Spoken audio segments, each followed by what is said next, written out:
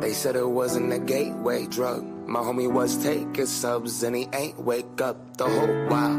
These billionaires, they caked up, paying up Congress, so we take their drugs. Murderers who will never face the judge. And we dancing to a song about a face gone numb. But I seen homies turn gray, noses draining blood. I could have been gone, our 30s faded in that tub. That's Prince, Michael and Whitney, that's Amy Ledger and Pimp C, that's Yams, that's DJ AM. Goddamn, they're making the killing.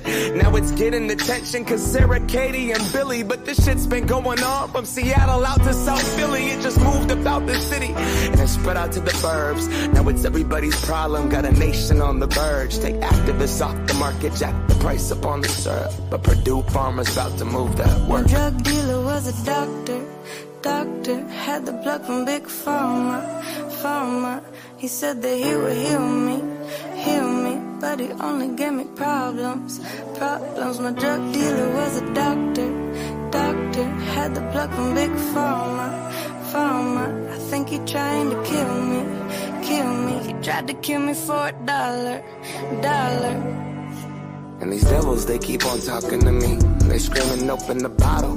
I wanna be a piece. My hand is gripping that throttle. I'm running out of speed. Try to close my eyes, but I just keep on sweating through these sheets. For a horseman, they won't let me forget. I wanna forge a prescription, cause doctor, I need some more of it. When morphine and heroin is more of your budget. I said I never use a needle, but sure, fuck it. I'm caught up, I'm on one, I'm nauseous. No options, exhausted. This is not what I started. Walking carcass, I lost everything I wanted. My blind's drawn, too gone to leave this apart. My drug dealer was a doctor, had the plug from Big Pharma. He said that he would heal me, but he only gave me problems. My drug dealer was a doctor, had the plug from Big Pharma. I think he trying to kill me. He tried to kill me for a dollar.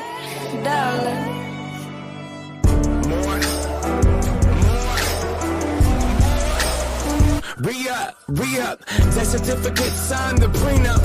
Ain't no coming back from this Percocet activist, Ambien, Adderall, Xanax binge. Best friends with the thing that's killing me.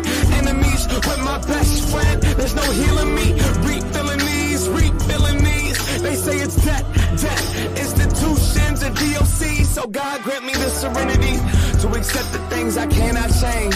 Courage to change the things I can. And the wisdom to know the difference. The wisdom to know the difference.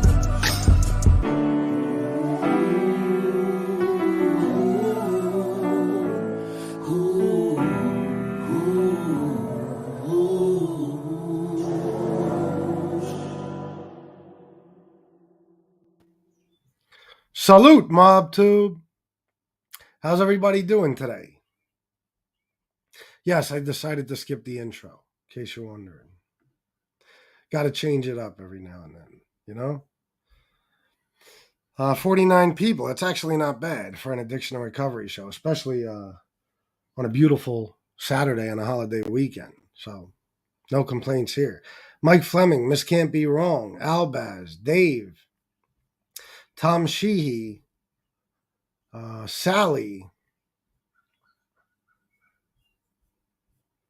Benny Diova, Isaac FDZ, Jesse Roth, To Tell the Truth. Let me see. I know she won't be. That was not in the plans. John DeLong, Mark Giglio, Tommy Lucchese, Otis Driftwood. You're Brooklyn. Did I shout you out? I'm sure I did, but I don't remember. S. Sticks. Hello, shout out to Boise. If you're new, welcome. Did I miss anybody? I probably missed a few names, but it's all good. You guys know I love you all. Certainly wouldn't do it on purpose. So, all right, guys.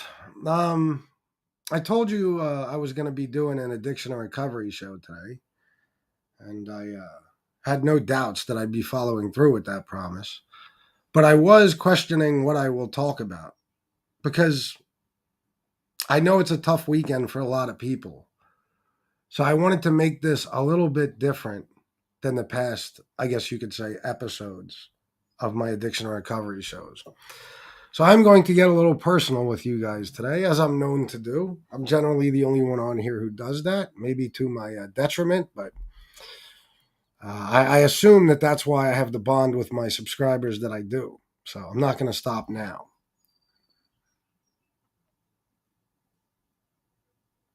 Albaz, I'll check it out later. So anyway, I'll get started talking about, I guess you could say, my story, my Memorial Day story, in just a minute. Let me see. S. Stick said, "Thank you. I'm almost 6 months in sobriety, recovering alcoholic." Oh, that's great to hear. That's great. 6 months is awesome. Congratulations. And I'm so glad you're here with us. Oh, all right, Frank. Definitely, bro. You're in the car. Okay. All right. What was I saying? I feel like I skipped something once I read a comment, but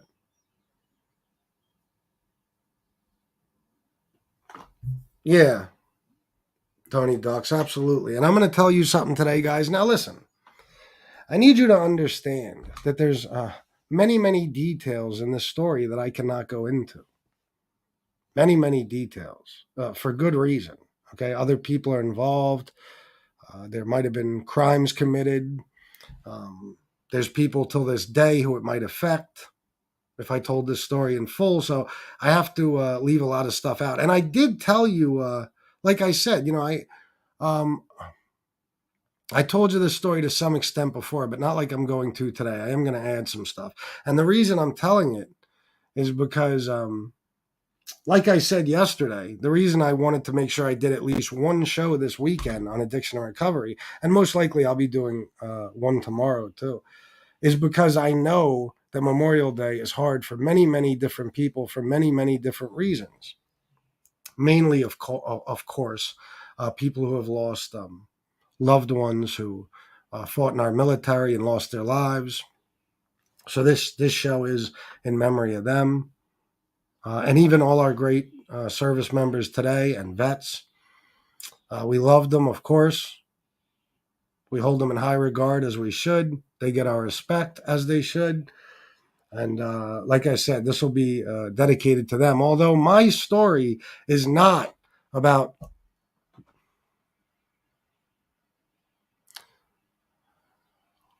I can't say not losing a loved one, but I will say it's not about losing a loved one who is in the armed forces.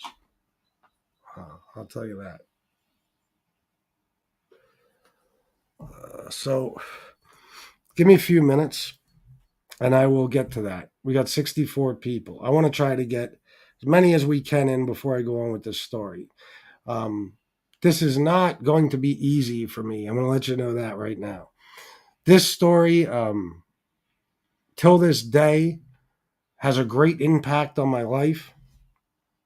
And never will a Memorial Day pass that I don't think about it. Never. It's impossible. It's embedded in my brain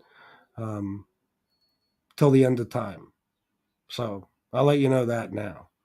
And it's not, it's probably not even smart for me to do what I'm going to do, but I'm going to do it anyway.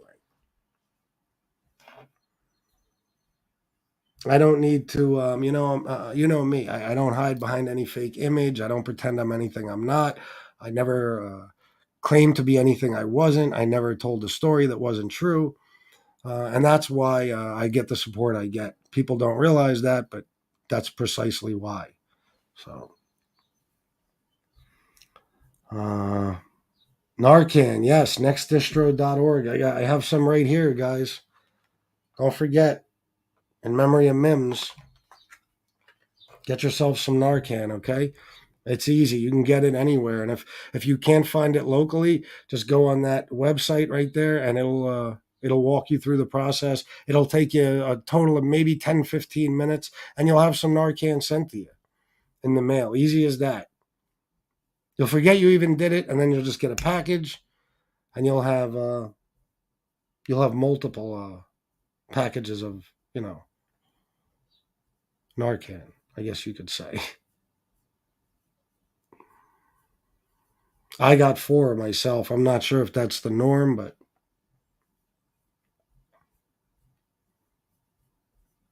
I guess doses would be a better word, but I think that's what each one is, a single dose. I guess it would have to be, right? Except pizza, no respect for people who gave their life for us. Except pizza, no respect for. Oh, I didn't get what you meant. Yeah, I know. No, he doesn't. He has no respect for the people who gave their lives for us. None whatsoever. He has no respect for anyone, but that's for a different show. S Sticks, I'm also bending, working with my sponsor, and going to therapy as well. That's fantastic. That's fantastic. Anything you could do to keep yourself clean and sober, because that's the most important thing. Because if you ain't clean and sober, not only can you not do anything for yourself, but you can't do anything for anyone else. You certainly can't begin to repair your life and make up for old mistakes or just bad decisions. You can't start to heal in any way, shape, or form until you're clean and sober and ready to really commit to some sort of recovery plan or process.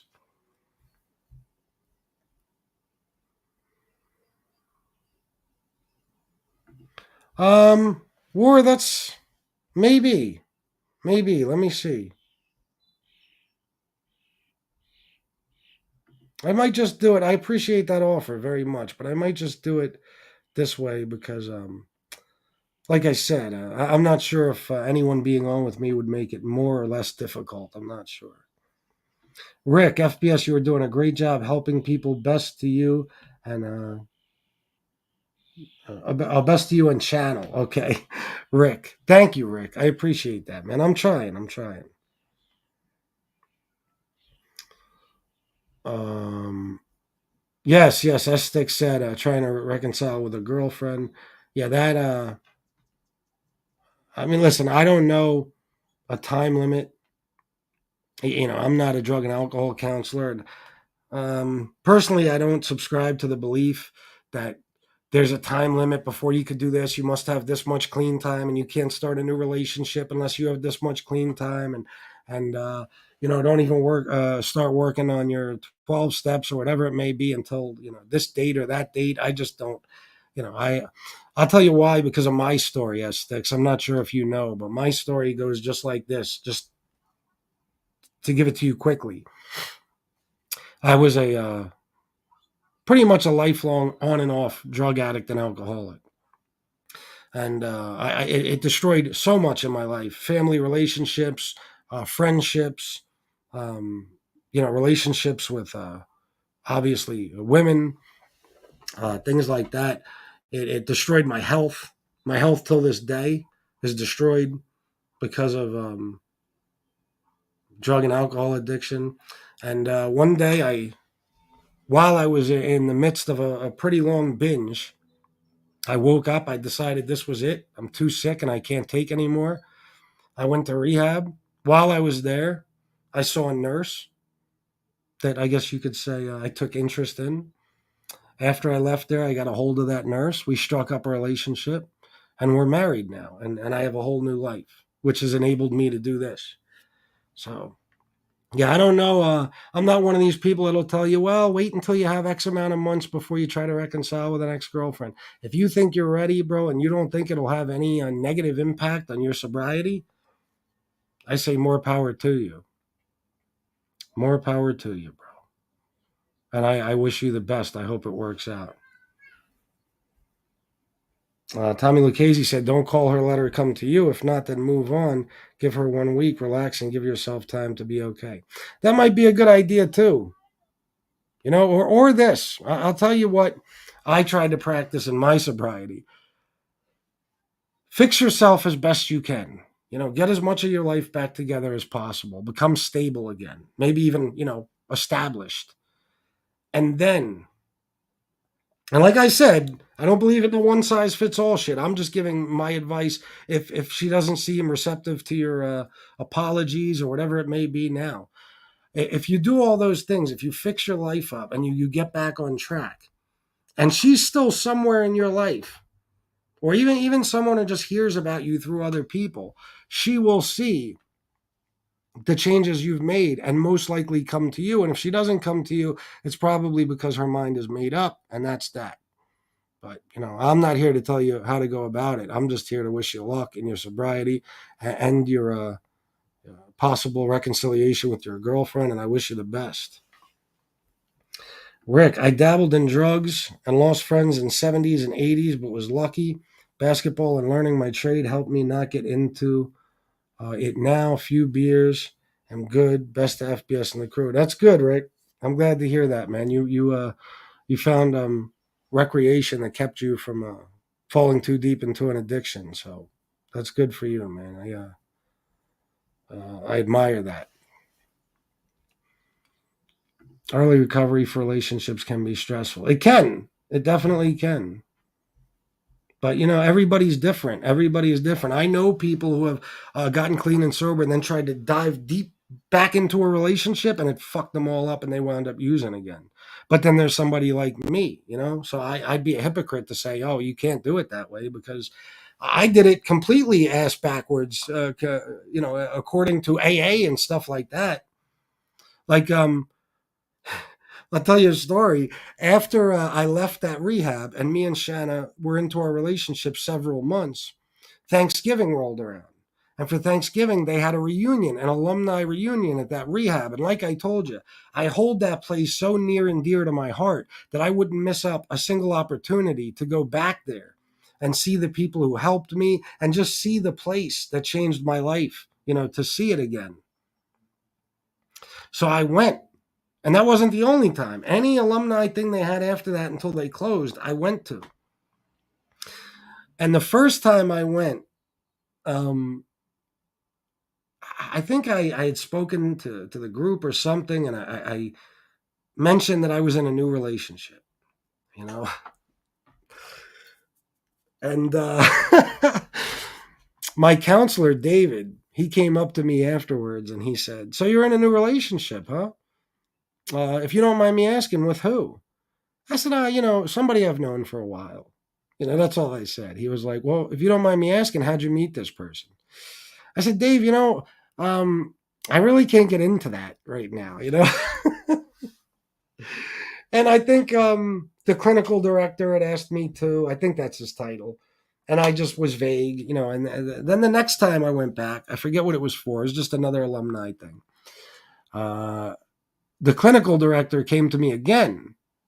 I don't know why. It almost seemed like he was suspicious. And he said, "If you don't mind me asking, Chris, how's your relationship going?" And so and so. I said, "Oh, it's going great, man. I couldn't be happier. I think I'm going to marry this woman. I honestly do." And he said, "Well, if you don't mind me asking, I know I asked before, but how do you know this woman?"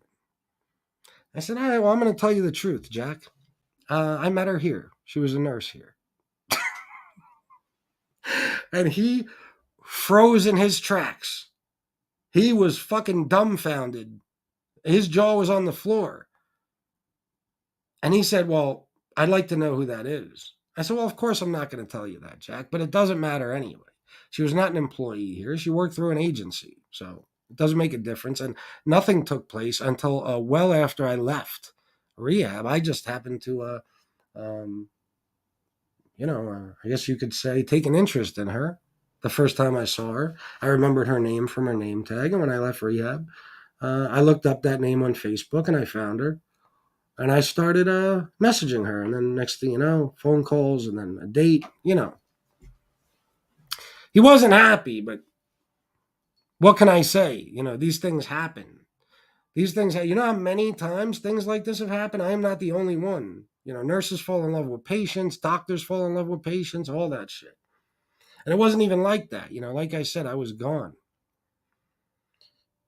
before I even contacted her. I tried to flirt with her a little bit while we were in there, but she was very, very professional, you know. But I still knew. I still knew. So yeah. It goes to show you. And by the way, the reason I brought that up, Albaz, is because they both said to me each time I spoke with them, David, my counselor, and the clinical director, Jack, each time I spoke with them, they did say, you know, that this is probably not a good idea to be in a relationship with anyone so early in your recovery. And I said, well, I understand and I respect your opinion. I understand your advice, I should say, and I respect your opinion, but this is how I'm choosing to do things. And we'll see if it works. And I'll tell you this, the last alumni thing I went to was about a year after I left. And as I've told you guys many times, I was one of maybe two people in my whole group, which consisted of a total of 13 people who stayed clean and sober. And I'm clean and sober till this day. And next month will be 4 years. So, you know,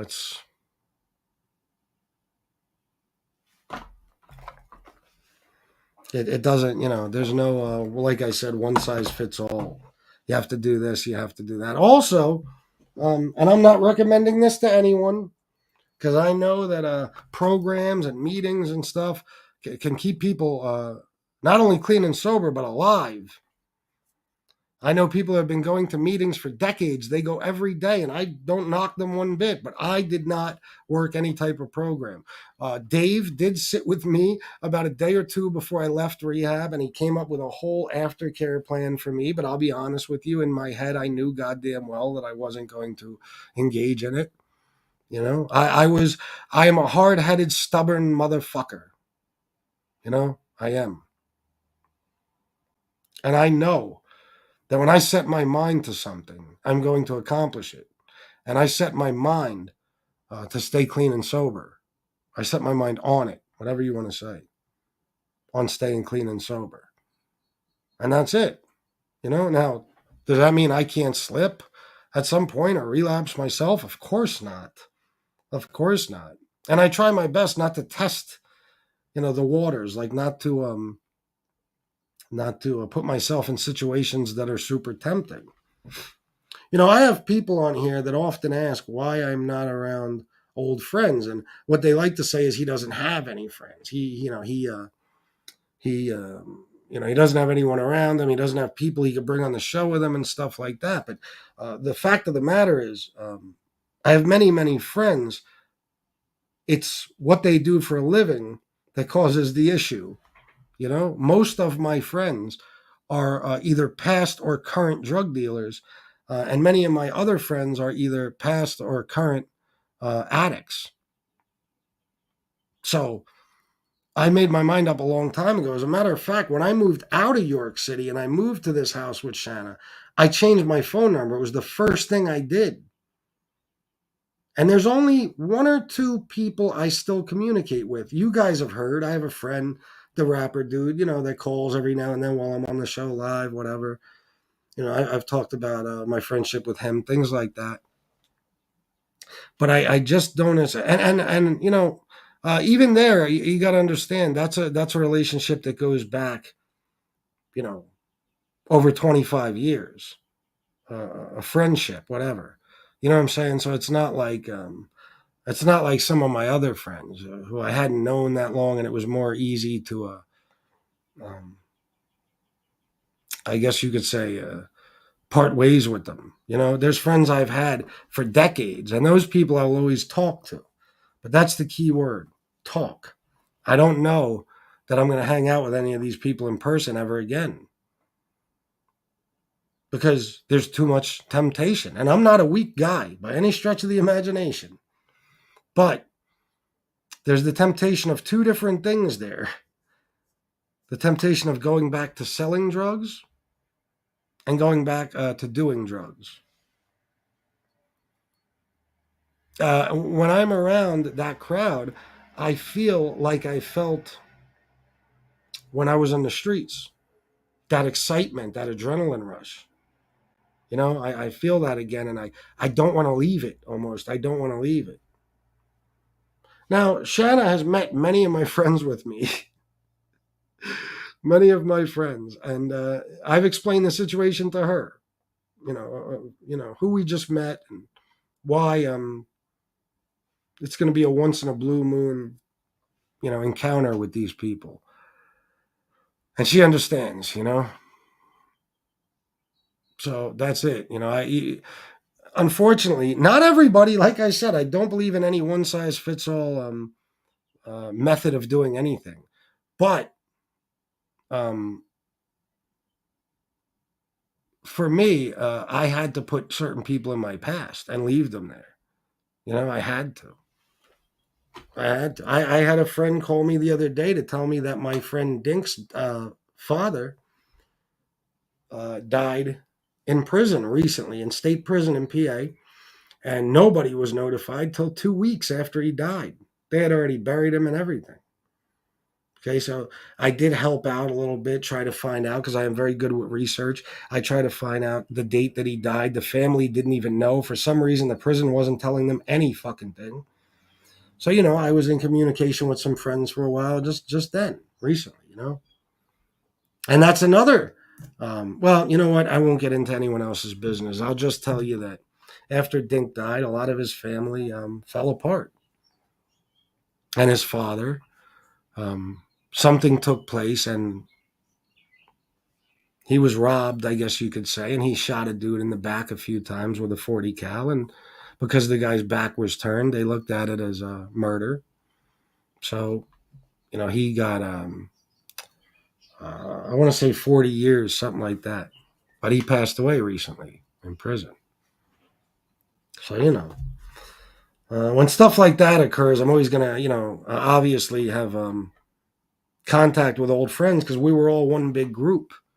But only so many of them even know how to get a hold of me. So, and like I told you guys, I don't even, there's a handful of people that know that I even do this.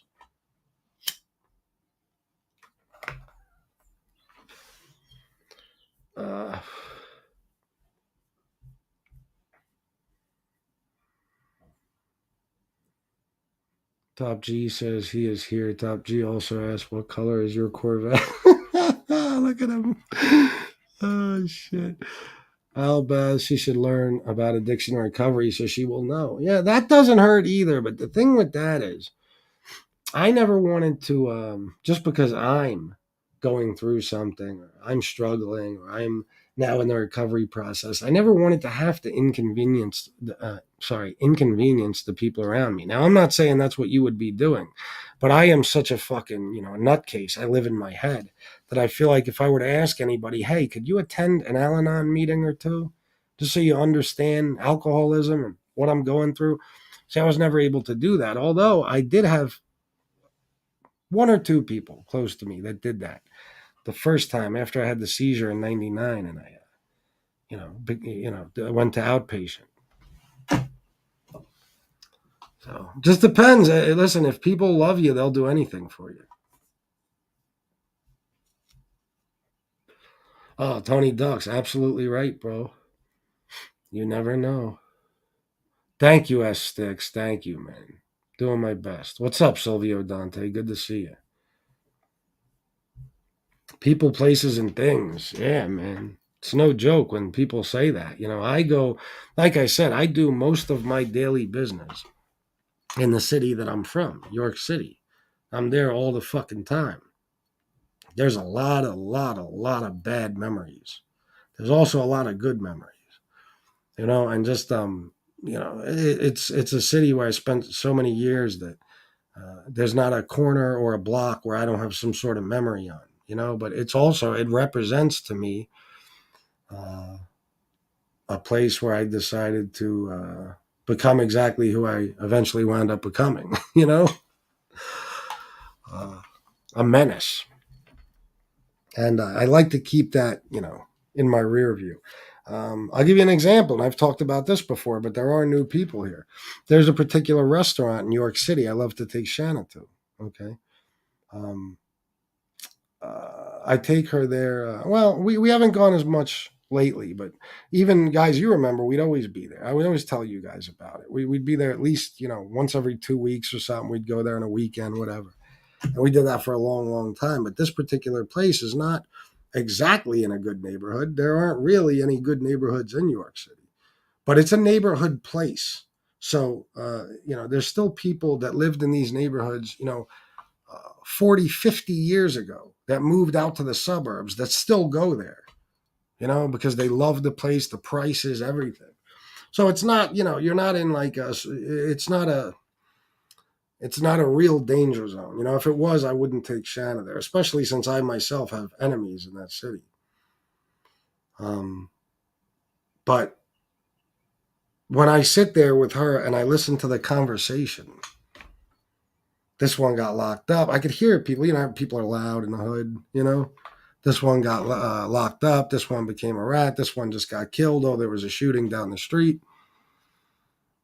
I say to Shanna, wow, this was normal to me. This is not normal. This is not the conversation that should be going on in a restaurant setting or really anywhere. But everybody at every fucking table at times, is talking about the current events in New York City, which are all bad, violence, and everything else. It's pretty. I'll give you an example. One day we were sitting there. We're sitting next to a table with 3 black girls, right? This is no bullshit. Shanna might have told this story on here before. We're sitting next to them, and the one girl is on the phone with her boyfriend. She's FaceTiming him. And, she don't give a fuck. No consideration for anyone else. She's just loud as a motherfucker in the phone, blah, blah, blah, screaming at him. Well, I guess a girl popped up on the screen. So she realized there was a girl there with him. So she hops up and dips, her and her 2 friends. Right? And they had mentioned where they were, where her man was at and stuff on the way out the door. She was telling her girls, whatever. They didn't pay the bill or nothing. They just took off. And maybe a half hour later, me and Shanna left. We were done. We paid our bill. We left. And we passed that corner. And sure enough, there's cops everywhere. They have the fucking, they have the little markers for the shells all over the ground. Now, I don't know exactly what happened. But when those girls left, whatever they did caused the shooting. Okay, now I don't know if they were the one shooting or if he was the one shooting. I don't know. But that's the type of shit, that used to be so normal to me. It used to be so fucking normal. And you don't even realize how bizarre it is, how terrible it is till you leave there and you're around semi-normal people in a quiet, peaceful environment. You go back there and you're like, this was my life every fucking day, every conversation. You got to be careful every word you say on the phone. You got to text in code. When is the drug task force going to raid you? Who might have just flipped and started telling on you? Who got killed? Who killed somebody? It's constant. Anybody who ever lived in that type of environment knows what I mean. So even that is not great for my sobriety because it takes me to a dark place, which is probably the reason we don't go there much anymore. I lost my, I don't know. I guess you could say I'm not quite as excited about being there as I used to be, even going to dinner at that place, which I love. So I don't know. There's things you have to do. There's adjustments that have to be made. Rick, 100% FBS. I went to a lot of clubs, 80s guys, new and DJs, and did drugs with girls, wild times, but I went to work. Well, that's what's important. And yes, that does come with DJing. When you're around DJs, there's probably going to be a lot of cocaine and alcohol. I've lost 2 siblings and countless friends to addiction. I've always wanted to be aware of my surroundings because of my lifestyle, so I've never been addicted. That's good, man. That's good, bro. Proud of you. As sticks, yes. I'm sorry. Yeah, there's only maybe a few that I talk to. You nowadays had a friend. Do I have alcohol? Had a few friends. Do I have alcohol? One was found on the side of the train tracks, and the other one died. I don't know. Your writing is a little screwed up, but yeah, I get the last part. You had a friend that was found on the side of the train tracks, and another one died in his sleep. That's terrible. I'm sorry to hear that. I'm sorry to hear that. Uh, that's all right, S Sticks. I can't either. I hate it. I fucking hate it. I used to prefer texting rather than being on the phone. Now I'd rather you just call me. I hate texting with a fucking passion. Tony Duck, since I've been home, I've been approached numerous times by a couple of different friends that have suggested that I go back to that life. Oh my God. Yeah, bro. Especially Tony Ducks, especially if you were good at making money. Because those people don't want you back in that life, for your benefit. They want you back in that life for their benefit. You know what I'm saying? Like, for example, I was good at getting rid of shit. So if I had a guy that was getting, not a whole lot, but enough that it would have taken him, a good bit of time to get rid of stuff. Well, I was his man. And of course it benefited me greatly. It's how I made my profit. But, um, the only reason most people in life want you to be anywhere at any given time is for their own benefit. But especially in that world, Tony Ducks, when it comes to drugs and shit. Not only that, but people like to drag other people down with them. They don't like, Tony Ducks, that you made it out of that life and that you're living a legit, happy life now. They don't like that, man, because they're stuck in that ghetto or whatever it may be, and they're doing their shit, and they're scared every minute of the day, and they can't sleep at night because of who might rob them or when the door is going to get kicked in by the feds or the DTF, whatever. And they want everybody to be in that same position. You know how many friends I see till this day that I say, hey, I'm living in Wrightsville now. I got married, I'm clean and sober. And you could just see the disgust in their face. And I'm not kidding, because they're still doing what they always were doing. I mean, in that life, you'll literally spend days trying to figure out just how to separate your guns from your drugs. So if you get raided, no bullshit, stupid shit like that. It's a stressful life. It's no fucking fun. You're looking out the window every 2 seconds. You always got to watch your back. You can get robbed, you get killed, and you're going to get locked up. Those other things might happen, but one thing that's going to happen is you are going to get locked up eventually. You're going to. Brooklyn, sounds like you met Shanna at just the right time. The fact that she accepted you during your toughest time says a lot about the kind of person she truly is. Brooklyn, you have no idea. Not just, I looked, and I'm no fucking prize now. Trust me, I know. This monstrosity is a disgrace. I'm sure you guys would prefer if I was behind an avatar so you didn't have to look at this fucking face all day. But I looked worse. I looked terrible. I was bloated. I was fucking, I almost looked jaundiced. I had done so much damage to my liver and my fucking heart. And I had nothing. Nothing. I had money. That was it. I didn't have any. I was living in a hotel at the time when I went to rehab.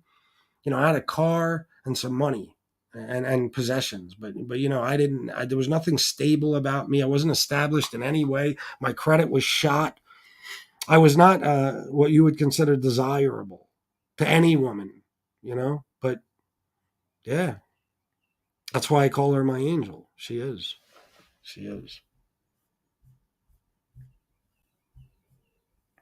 FPS, you have a nice family and channel. Forget all YouTube negative people. Well, that's what I'm working on, bro. I'm working on it. And you're going to start seeing the effects of the changes I make soon. If you have a Cure Hyundai, don't get to York. Most stolen car. FPS. Oh, I don't go to York. Yeah, I know. I know. I was watching a video on those Kia boys. What's that, in Chicago or something last night? Yeah. York, PA, yeah. 99% of that life is terrible. Yes, 100%. And even the good times, what you realize when you get out of that life and you start making money legitimately and you surround yourself with good, positive people, most of that stuff can be recreated just in a different way. The excitement you felt, the adrenaline rush, different things. There's different ways of doing shit. different ways. Oh, good, Antonino. Great to see you always, bro. Rick, I just did angel dust, PCP, pot, coke, mushroom, 714 set 2, but never shot up. Basketball helped later with all of it, and I miss my friends. 70s high school was very wild. Yeah, I miss a lot of mine too. I understand, bro. And that's a hell of PCP, bro. You're lucky that you still have your mind, honestly, because I've seen that shit destroy people. Probably more than, well, I won't say more than anything because PCP is not as prevalent as, say, heroin or crack, but I've seen it destroy them, literally, their minds, not just their lives. So,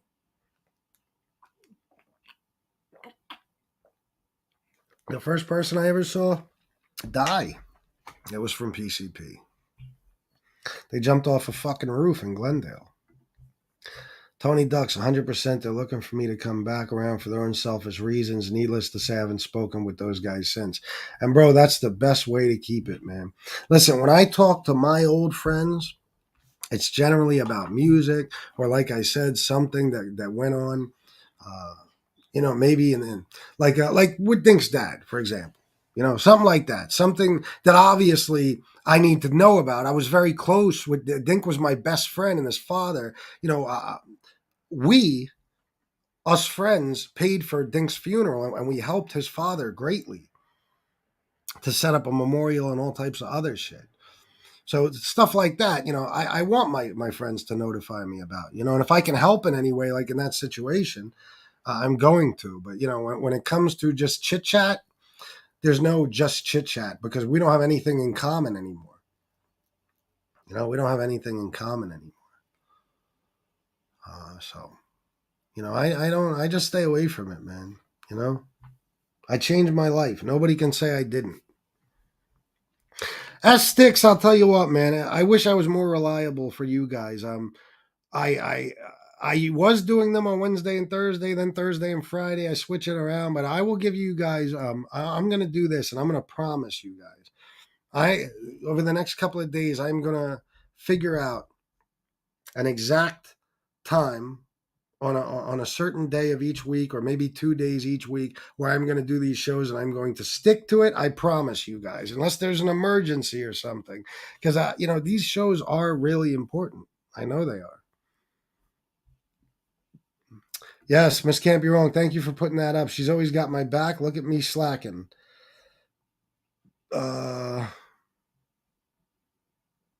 Make sure I got the right one. There you go. There you go, guys. Suicide and Crisis Lifeline and the National Addiction Hotline.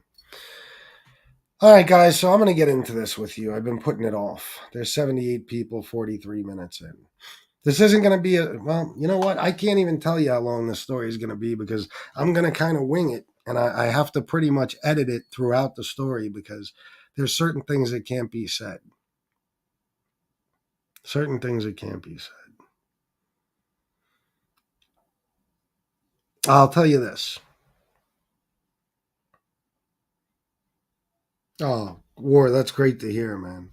That's great. And listen, if you want to come on after this story, bro, please do. Hang out with me. And if Frank wants to call in and tell his story, he's more than welcome to, as long as he's got good audio. So Memorial Day,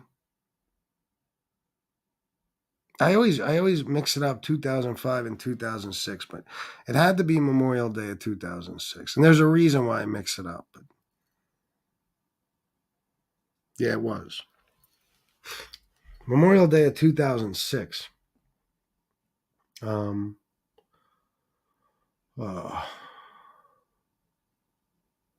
I'll say this. It started out as a very, very good day. Very good day. There was a water park in Lancaster that I used to take my daughter to. Me and her mom would always take her there, right? Well, on Memorial Day of that year, there was something that my mom wanted to do with my daughter. I can't remember what it was. So we agreed to let my mom have her for at least the first, half of the day until the evening, something like that.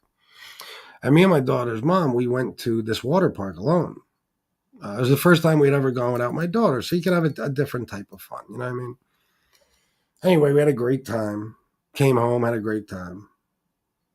My daughter, of course, came home. I'm going to be very careful what I say. Anyway, we go to bed that night. And I'm sorry this has to be so vague, guys, but I'll just say this. We go to bed that night, and my daughter's sleeping next to me. I had gotten up to go to the bathroom at about 2:45. And the window was open because it was warm out. We had a huge bathroom, very, very big, beautiful house, at least for the area, for the area. Remember that I said those three words. We had the window in the bathroom open. And, I had to pee, whatever, so I'm going in the bathroom and it was complete silence. I didn't hear a fucking thing. I didn't hear a thing. So I go back to bed, and I'm sleeping, and all of a sudden I'm woken up, I guess you could say, and I'm given some news about something that just took place right outside my house with someone I love very much. A terrible event. Terrible. Like I said, I just can't get detailed. But somebody I love very much was hurt very, very badly right under my nose. I'll tell you that much. This threw me into a state of shock, without a doubt. I couldn't sleep, obviously. I couldn't, there was no going back to sleep, you know, consoling people and everything else. So I'm up all night. The next day, I was supposed to work. I told you guys I worked at a catering company part time and I DJ'd on weekends and stuff. Well, obviously, I didn't go to work that day. And then that night, I guess we'll just say a discussion was had with certain other people who were very, very close to me, and we realized how tragic this event was to not just me, but the people around me, and of course, the victim. That it would destroy probably every relationship. I can't explain why or how, it's not important. But let's just say I knew it was the beginning of the end. In my mind, it was the beginning of the end for me and a lot of important relationships. So I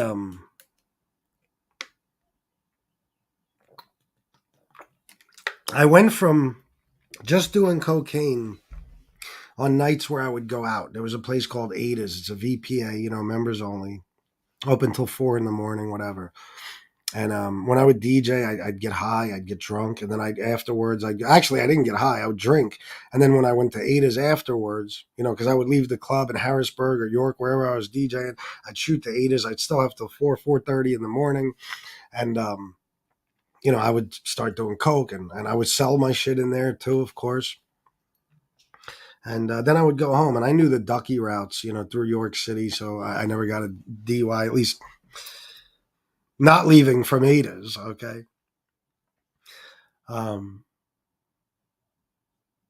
So I went from just doing it that way, using coke occasionally and only when drinking, to using it every single day, even without alcohol. The day after that event took place is the first time that I ever did cocaine without alcohol. ever in my life, I think. Okay. So, once I knew that I could do that, I was out of my mind enough. I wasn't even geeking out. I was on such a mission. That set off a whole new level of addiction, because now it's like, if you don't have to drink when you do cocaine, you could do cocaine nonstop, morning, day, and night. And don't get me wrong, you always get to that point when you get to that point when you start to geek out. You get out of control, your body and stuff from all the cocaine. You got to drink, whatever. But you get my point. Like, even when I would go to work after that, I worked in a catering place. Every day at lunchtime, I would go up to the mezzanine. There was a bar. I would take a beer from the bar. I would go in this one bathroom that nobody ever used unless there was a party, because it was a ballroom. You know what I mean? That I did catering at, or at least it was the kitchen we worked out of. And I'd go in the bathroom with the beer, and I always had some Coke and a bill. And I'd chop it up on the windowsill, do a couple lines, guzzle a beer, smoke a cigarette, and then go back to work. And it became like cigarettes to me, cocaine. I was doing it all day, every day. But back to this event and what it caused is, and I've told stories that took place, or I'm sorry, stories of things that took place because of and immediately after this event. Some people choose to believe those stories. Some people don't. And I'm really not going to retell them. You guys know what I'm talking about, most of you. I went absolutely out of my fucking mind. And the only thought in my head from there on out is, who is going to pay for this tragedy? That was it. That's all I cared about. I wanted to know who did this. And I had reason to believe that people I knew who did it. Okay? I had good reason to believe it. Now, because of that, I started, suspecting everybody, even my own friends, that even if they weren't the ones responsible, that they knew who was responsible, and they refused to tell me. So trust started to break down in all my friendships and relationships. And I didn't give a fuck. I didn't care, because I was sure that there were people close to me who knew who was responsible for this. And I'll tell you the truth, till this very day, I know that there's at least one person who knows who's responsible for this and refuses to tell me. Even though for years, and I mean for years, a good 10 years after this, I would regularly plead with them, beg them to tell me who this was. And they wouldn't. And one day, the one person I was arguing with about it said to me, I can't tell you who it is, because if I tell you, either you'll kill him or he'll kill you. So that told me right there that this person knew. They knew who it was, but they refused to tell me. Needless to say, well, be careful. Anyway, immediately after this, I started losing my shit, man. I was determined to kill somebody, not just make them pay. I wasn't, I wasn't calling the cops. I wasn't doing anything like that. I wanted to kill the person who was responsible for this. And I'm not the only one. A lot of my friends, people I'm still friends with till this day, when they found out about it, they told me, I'm going to ride with you on this, no matter what. So it was a dangerous situation. And the streets weren't talking, which was very odd, because usually something big happens, something violent, and at least, there's a group or two of people talking about what the fuck took place and who was responsible, That wasn't happening. I felt like I was all alone in the fucking world. I really did. I felt like I was all alone. And I was completely and totally helpless. So I did a lot of crazy shit, man. I was shooting at random fucking people. I really was, because I was out of my goddamn mind, and I started to see suspects all over the fucking place. All over the fucking place. And I was just convinced that I was going to get the guy eventually. I was, I think it's a mixture of being in shock still and under the influence. It was a dangerous situation for me and for the people around me. And this eventually led to me shooting at somebody. And because of that, ending up in a psych ward. Because luckily, instead of the cops being called about this particular event by the people I love, the people I love chose to get me off the street any way possible other than having me put in jail. So they went to a magistrate and they said that he's been threatening to kill himself because a cop told them. Because they called a cop for one thing. Okay, let me get this straight. They called a cop and they said, so and so is Chris Rodrigo, whatever. I'm not going to tell you the people's relationship to me. It doesn't matter. But they said that he is like a terrible alcoholic, and it's causing him to be violent, and we're afraid he's going to hurt somebody or himself. And the cop said, "Well, listen, guys, he's over age. There's nothing I could do about him being an alcoholic. He has every right to drink. But if you're that scared, what you do is you go to a magistrate and you explain to a magistrate that he is threatening to hurt himself or someone else. Okay, and they'll most likely issue what's called a 302 warrant, which is a psychiatric commitment warrant, which is what they did. And, I don't like to retell stories because so many of you have heard them, but it led to me. I wound up getting arrested at a hotel I was staying at because I was kind of sort of on the run. And, I spent some time in a psych ward because of it. Honestly, the worst time of my life was spent in there. It was more horrible than I could ever even begin to explain to you guys. The jail doesn't touch it. I'm sure prison or the feds don't touch it. I haven't been to state prison or the feds, but I'm telling you, what I saw in there is a fucking living nightmare.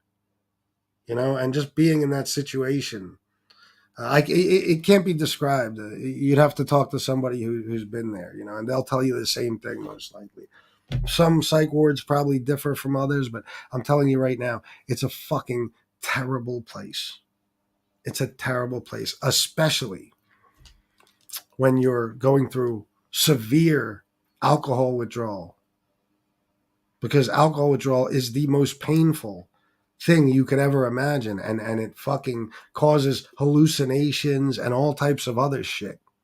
You get the DTs. It's a fucking nightmare. So mix that with being in a psych ward full of crazy people, and it could be your worst nightmare. It was damn near mine.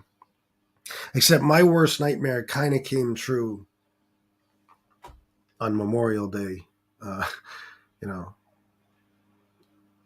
months prior to the psych ward incident. Anyway, the hardest part for me is that I was this big badass motherfucker. Some of you guys, I know you won't believe that, but trust me, okay? Trust me. I was well respected in that city, okay? And I fucking was known for certain things. I always had guns on me, always. I sold guns. I was, and I was not afraid to use a gun. And don't get me wrong, I'm no fucking killer. I'm not claiming that I am. And let me tell you, well, it doesn't matter, but I was taken fairly seriously, especially for a white boy. Okay.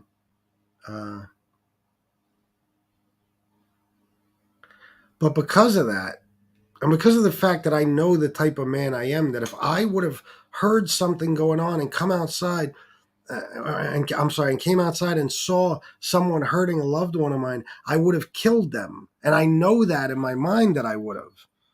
I wouldn't have flinched. It would have just been over. But I couldn't. It was over. And it happened right under my nose. and I couldn't do anything to change it. And I had to now come to the realization that for the rest of my life, I have to live with the fact that if I was, I don't know, more alert or awake or whatever, I could have stopped it. I could have helped. That's the most painful part. Having to live with the fact that in your mind you failed. And you weren't there as a man to protect someone you love.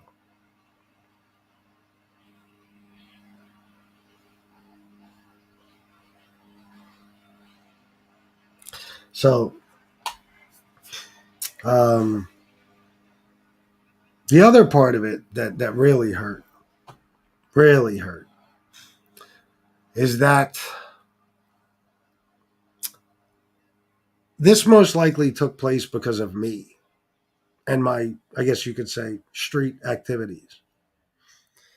Now, I'm going to tell you right now, till this day, I still haven't gotten all the details. Because sometimes people choose not to share them. I still haven't gotten all the details, but I've come to the conclusion, and I'm saying reasonably, not just out of a guilty conscience or anything else, that whatever took place because somebody was trying to get to me. You know?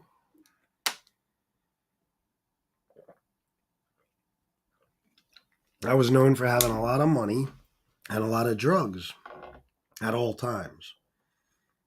So then there's that part. And that's fucking painful, man. You put those two things together and the fucking feeling of guilt. It'll make you suicidal. It'll make you homicidal. And I fucking, man. I'm telling you guys, you wouldn't have recognized me. I became a different person. I was a fucking monster. Except the problem is, I didn't just become a monster to my enemies. I became a monster to my own. I'm sorry. I didn't just become a monster to my enemies. I became a monster to my own loved ones and my friends and the people around me, because I felt things were being kept from me. I felt like things were being kept from me because people were afraid to tell me. And that ruined a lot of shit. Like I said, relationships, friendships, you name it. Until this day, yeah, I still, if you're wondering, do I still hold anger towards the people who chose not to reveal this information to me? Yes, I do. But when I was in rehab, a woman named Elaine, who was like a mother to me in there, absolute sweetheart. I adored her. She adored me. Every morning when I'd be sitting at the table eating breakfast, she would come behind me, put her arm around me, give me a big hug, say good morning. She was such a comfort to me there. I think it's fair to say the first time I ever told this story was when I was in rehab, from what I remember. And I told it in a group, but of course there I told it in detail. In detail. And trust me, it's extremely sad. Okay. By the time I was done telling that story, every single person in that group was in fucking tears. I'll tell you that right now. Except Elaine. After that group, we went into another room. And she, while I was telling the story, I had expressed my anger towards certain people for not telling me what happened or who was responsible. So me and Elaine go in this other group, afterwards, or another group room. I can't remember. I think me and her were just in there before anyone else came in. I don't remember the story, but she yelled at me. And I mean, really yelled at me. She was in tears too, like everyone else. But she yelled at me right in my fucking face. And she told me, I wouldn't have told you either. Listen to you talk. Listen to you talk. You were homicidal. You were going to kill somebody or yourself. And if you weren't going to kill yourself, somebody else was going to kill you. If they would have told you, what would you have done? And where would you be now? Would they still have you? Or would you be dead or locked up for the rest of your life? And I was like, wow. And even, during the time she was yelling at me, one of the counselors that was in the group that I told the story in came in, put his hand on my shoulder, and he said, "Don't get mad at her, Chris. She's right. The worst thing your family could have done for you at that point was tell you who was responsible for it."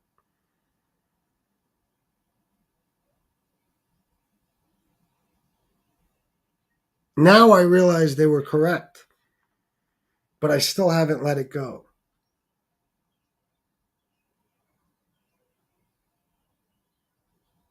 I still haven't let it go. And I never will. Because I can't. Not because I choose not to. There is people in my life that I had decades long relationships with that I do not speak to till this day because of what took place and what I feel was kept from me. It was a nightmare in my life. But a lot of the reason I'm telling you this, guys, is because what it led to is, I guess you can say, everything after it that happened, as far as my addiction, stuff like that. I'm not going to blame that event for it, but that event and what was going on in my head was a huge part of it. After I went to the psych ward, I got out. I left. I went away. I went to Wildwood. I stayed at Montego Bay. It was January of 2007. It was fucking freezing, and I didn't care. That was my happy place, and I just wanted to be alone. I had to be. So I went. I went there. I drove there. I got a suite at Montego Bay. Some of you might know that resort in Wildwood. It's my favorite resort. They got a water park, all that. And I spent a few days there by myself. And they gave me Librium. If any of you guys know, when it comes to alcoholism, Librium,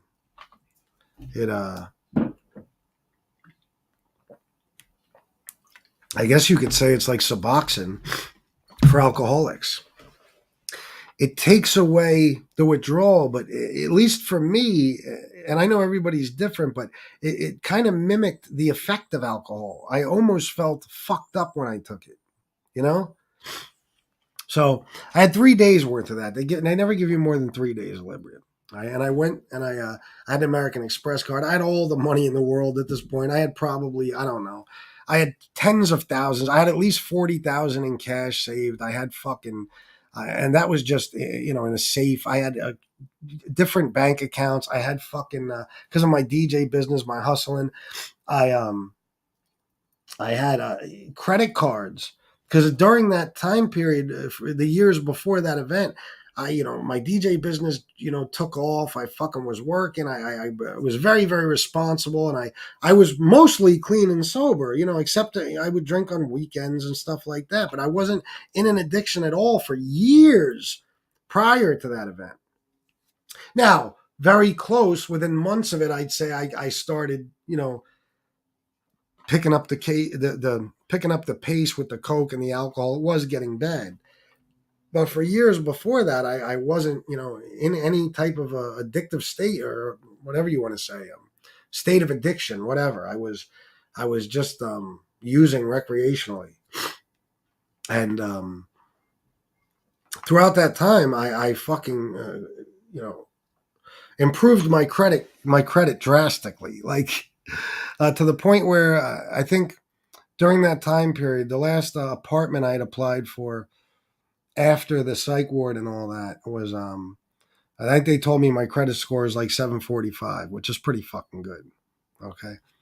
So, but before that, when I was doing the DJ thing, like I was just so excited that for the first time I could get credit cards and shit, that I would get them. Like if I got something in the mail for a credit card, I'd apply for it, I would get it. And then I would just keep it in my wallet. I wouldn't even activate it. It was just the sense of accomplishment of being able to get a credit card with a $10,000 or $20,000 limit. And that's what I eventually wound up with, an American Express card. And well, there's a story behind that. That's why I mentioned that particular card, but I won't get into it. There's a funny story there's a story of jealousy behind it too. But anyway, so I had all these cards, each card had at least a $5,000 or $10,000 limit. I had the one card, the American Express, with a $20,000 limit. I had cash all over the fucking place. So I just took off, man. I went to Wildwood and I gave them my card, and every morning I would wake up and decide if I wanted to stay. And I usually, at least for a few days I did. Every morning I'd wake up, I'd say, okay, I'm staying another day. I called the desk and I said, hey, put another night on the card. I'm staying. And I would just, I was just alone, and I felt sort of free, especially after leaving the psych ward, because nobody knew where I was. Nobody knew where I was. So I would walk the boardwalk, freezing cold weather. I'd walk the boardwalk in Wildwood, just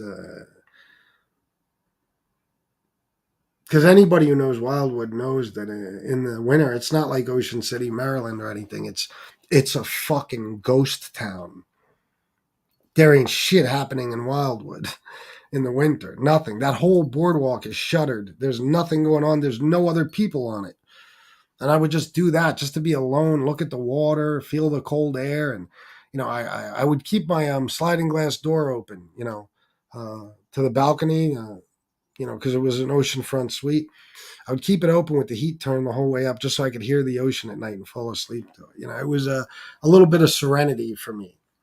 But when I got home, when I decided to leave because I couldn't wait to get back to York to start hustling again and making money and going back to exactly who I was. And that's what I did.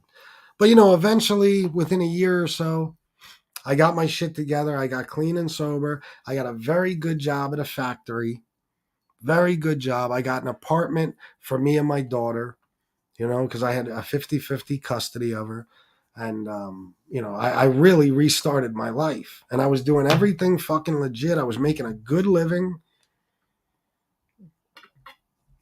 And I had a gorgeous fucking girlfriend who was 5 or 6 years younger than me. Gorgeous fucking college girl with a master's degree in behavioral health or behavioral science, I believe. Is that what it is? I believe so. Yeah.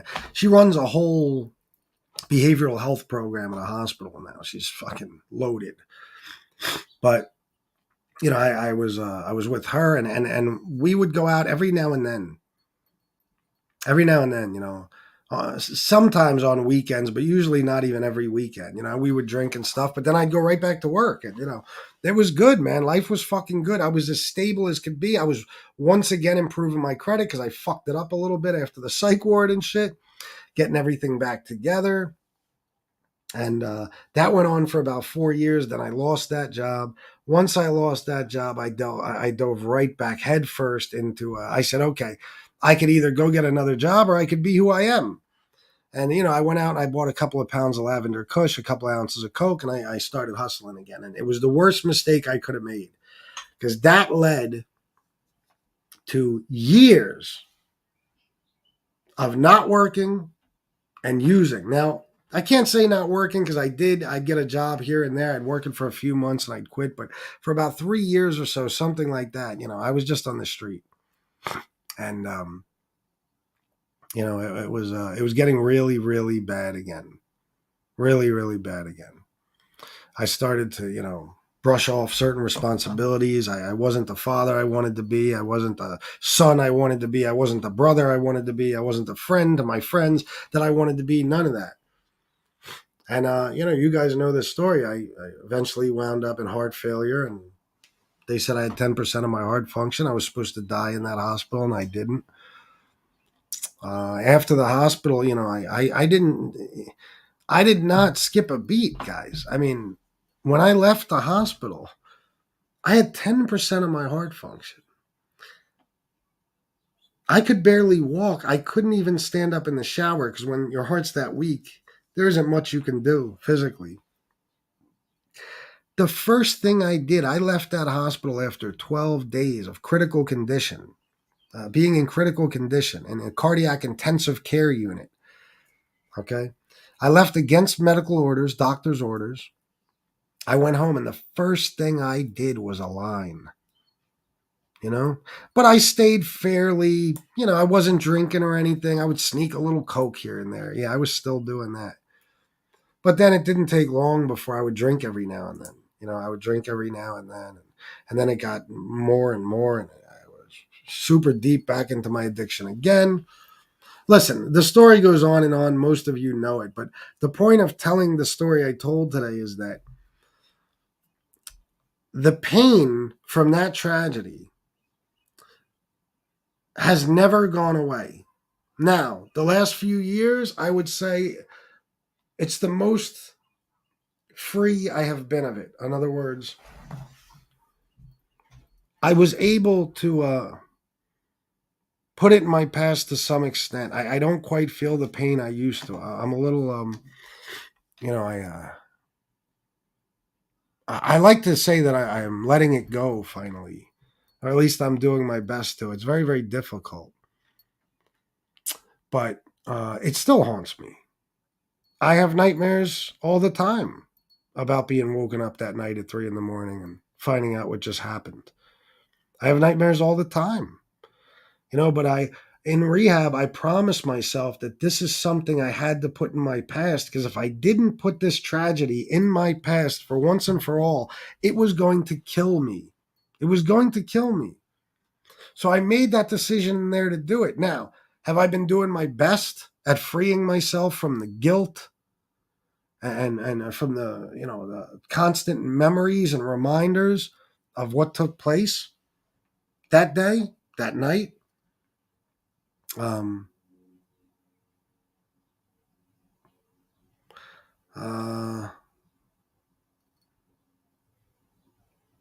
Sorry, guys.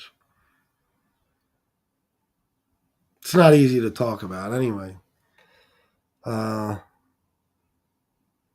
I'm just saying, I'm doing my best to put it behind me. I made that decision. And it's hard, but because it's not up to you. Sometimes the memories come back to you. Sometimes you'll have the nightmares. There's nothing you can do. There's nothing you could do but live with it. But I will tell you what, Shanna and my new life has done wonders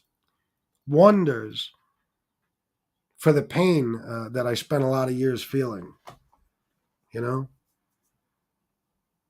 But I'm telling you guys, ever since that night, I mean, for years, for well over a decade, I could not, I'm not, I need to make it clear. It's not like I am now, where I just have the reminders, or I just, have a nightmare every now and then. It wasn't like that. For years, even when I was working that job and I was doing so good at that factory and I was nice and stable and my daughter was living with me, even then, it controlled my thoughts. I'm telling you, for fucking years, straight up until 2019.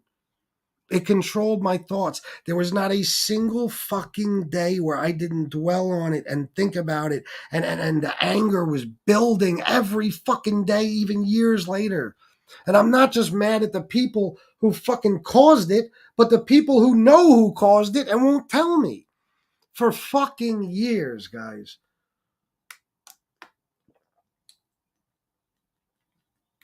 And it wasn't until rehab that I decided I got to put this behind me to the best of my ability. And that's what I try to do now. Because it was eating me alive. It was eating me alive. The constant thoughts, the constant blame game, the constant anger, the desire to just hurt somebody and just to, commit some act of violence just to make yourself feel fucking better. I mean, when you're in a state of mind like that and you're looking for the person responsible, you'll just start shooting at people and it'll make you feel better, even if you know that that's probably not the person. It doesn't matter. You want the whole world to pay. You want the whole fucking world to pay for what happened.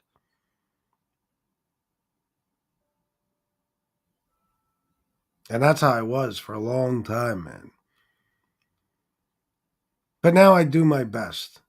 And I'll tell you what, putting a lot of those old friendships and relationships behind me are a huge help, because those friends and those people were around me, not all of them, but some of the people who were around during that event were with me straight up until I took my ass to rehab. And even a little bit after, till I moved here. So putting old places and people and things behind me, to some extent, have helped a lot. But I'm telling you guys, I wouldn't wish it on my fucking worst enemy what happened, because, and you got to remember, I wasn't even the primary victim.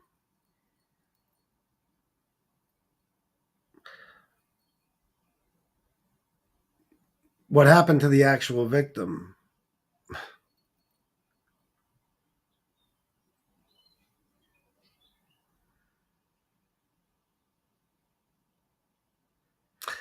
Even if I was willing to talk about it, I wouldn't be able to. I couldn't bring myself to, I'll tell you that much.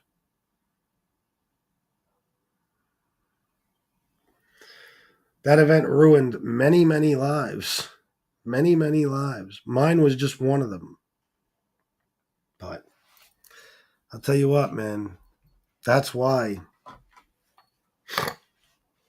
when you get clean and sober, forget about making amends and doing all that stuff right away. You have to come to some sort of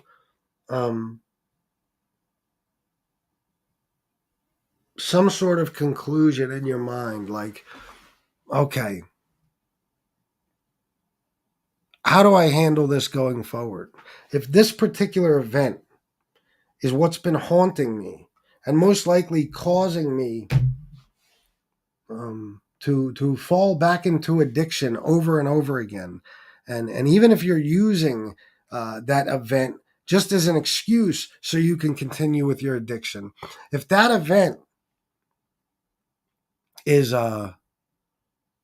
the common denominator with all these issues, if it's the main thing that's causing all this pain and suffering, not just to myself but to other people, then I have to decide now.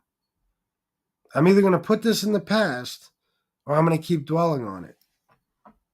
So that's what I decided to do, guys. And it wasn't until I made that decision and I got out and I started to get my life back together that I came to a place of some sort of peace for the first time.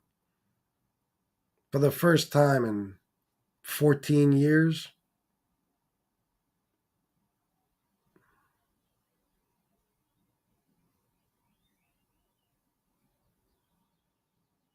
So this is why I feel for people and don't get me wrong, it's not just holidays that remind people of bad things, or it's not just holidays where people have lost people. People lose people every goddamn day of the year. But these shows are so important on holiday weekends, because holiday weekends don't just represent what that holiday is about. It could be Memorial Day, it could be Easter, it could be Christmas, it could be New Year's Eve, it could be fucking Halloween.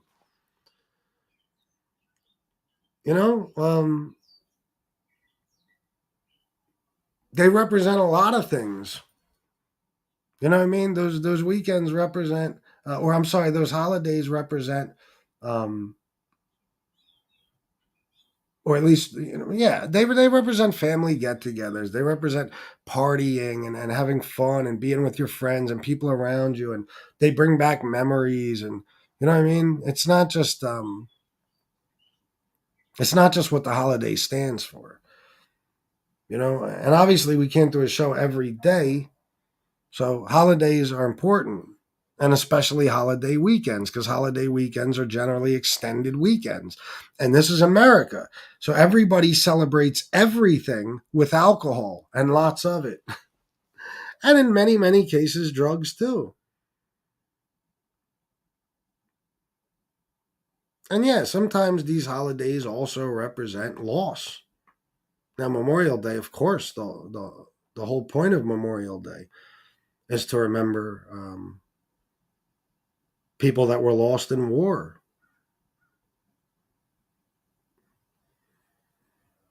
But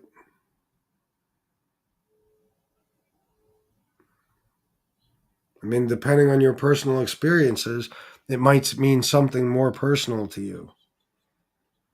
Now I never lost anybody. Well, I had some friends that were vets that passed, but you know what I mean. I just know that, and that's as far as you know the military. I'm saying I never lost anybody to war, but I don't know. I'm starting to screw up my words and stuff now. That story kind of took a lot out of me, but I think you understand what I'm saying.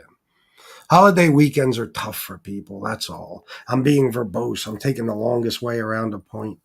Sorry, guys. Holiday weekends are tough for people. They're hard. They represent something different to everyone. And like I said, this weekend in particular, and many holiday weekends or extended weekends, that makes it just one more day where you might be thinking about using because you don't have any place to go. You're not going to work because you got an extra day off. And you might not have family and friends, or at least positive family and friends to spend time around. And then if you do get together with, most likely when you get together with family and friends, you're going to be surrounded by alcohol and who knows what else. And it's fucking terrible because in America and in everyday life, really, um, we are the outcasts. We are the ones that are looked down upon, I guess you could say. The people who have a drink in their hand 24 hours a day, that's as American as apple pie. But when you're the sober one and you're standing with a group of friends who are drinking and you have a glass of water or a soda, people are looking at you like you got six heads. So it's tempting, I personally, I'm not a people person. I never wanted to go to cookouts, barbecues. I don't give a fuck about any of that. When I was using, because that's when I'm real sociable or whatever, social. You know what I'm saying? Like when I'm like this, my everyday character is, I don't want to be around people. I really don't. That's another reason people are like, why aren't you around your friends? I don't want to be around anyone. You know who I want to be around? My daughter, my kids, my wife, my mother. That's it, period. My brother, when I want to hang out with him. Certain friends every now and then, but I don't like groups of people. I don't like events, where a bunch of people gather. Even DJing, the only reason I could tolerate that was because I was in a booth. I fucking hate nightclubs and bars. I hate them. That's why when I was done DJing, I would dip out to Ada's because Ada's was just like, I mean, it was a bar, but it was a members only place where, um, you could go there and drink. And as soon as you walk in, you know every fucking buddy. There's no strangers, and you could just be left alone. There's no crowds, people bumping into each other, none of that shit. You could go sit in a corner by yourself if you want, or you could sit with a group of 20 of your fucking friends. You could do whatever you want. You could eat, you could dance, whatever. That was the only time, that I really went to bars and shit. And that's because it was nothing like, Ada's was nothing like a common bar. I hated DJing in those clubs, man. I just wanted to go to a spot where I could drink, sell my Coke, and not be bothered unless I feel like being bothered. That's it.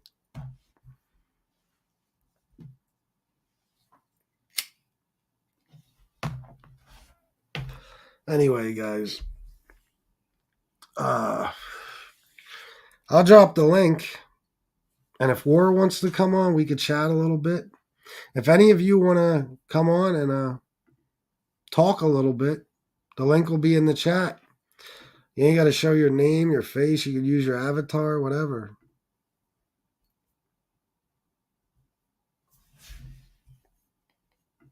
Now, Walt Liquor, some things don't get easier with time. That's a sad reality. when people say, "Oh, it'll get easier with time," it's just one of those mandatory things you have to say. Because what are you going to say? Well, guess what? This is with you forever, motherfucker. You know what I mean? You're shit out of luck. Nah, it's just another cliche thing to say. Things don't always get better with time. They don't. My man War. Hey, bro, how you doing, man? What's up, brother? How you doing, man? I'm here. Um, I just wanted to say thank you. You don't. You're quite like me. You don't realize how much you bless other or how much you mean to other people by sharing what you share, or just by being here and doing a show. Forgive me. Today I'm kind of a bundle of emotions and nerves, and you're gonna see some of my frailties. Um, but the reason why you and I share such a connection is because I've never run into somebody that has the same experiences like me as you do. Like you waking up and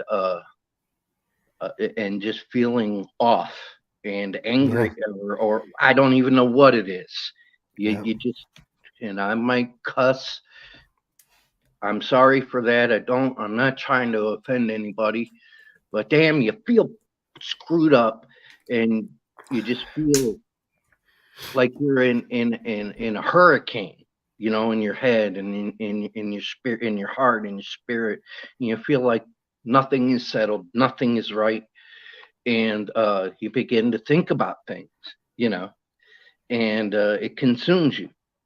yeah, You know, people look at me and say, look at me now, and they see the nice guy, the mild mannered guy, but they don't know the guy that would from the past that would didn't care whether you lived or died. yeah.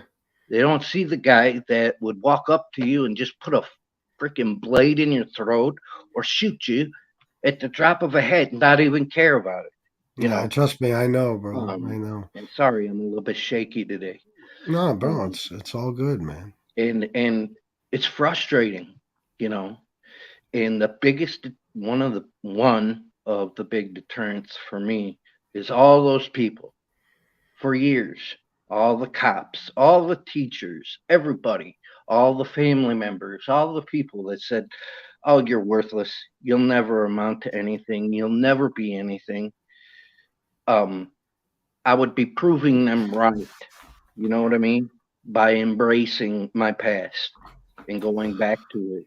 That's one of the biggest reasons why I don't.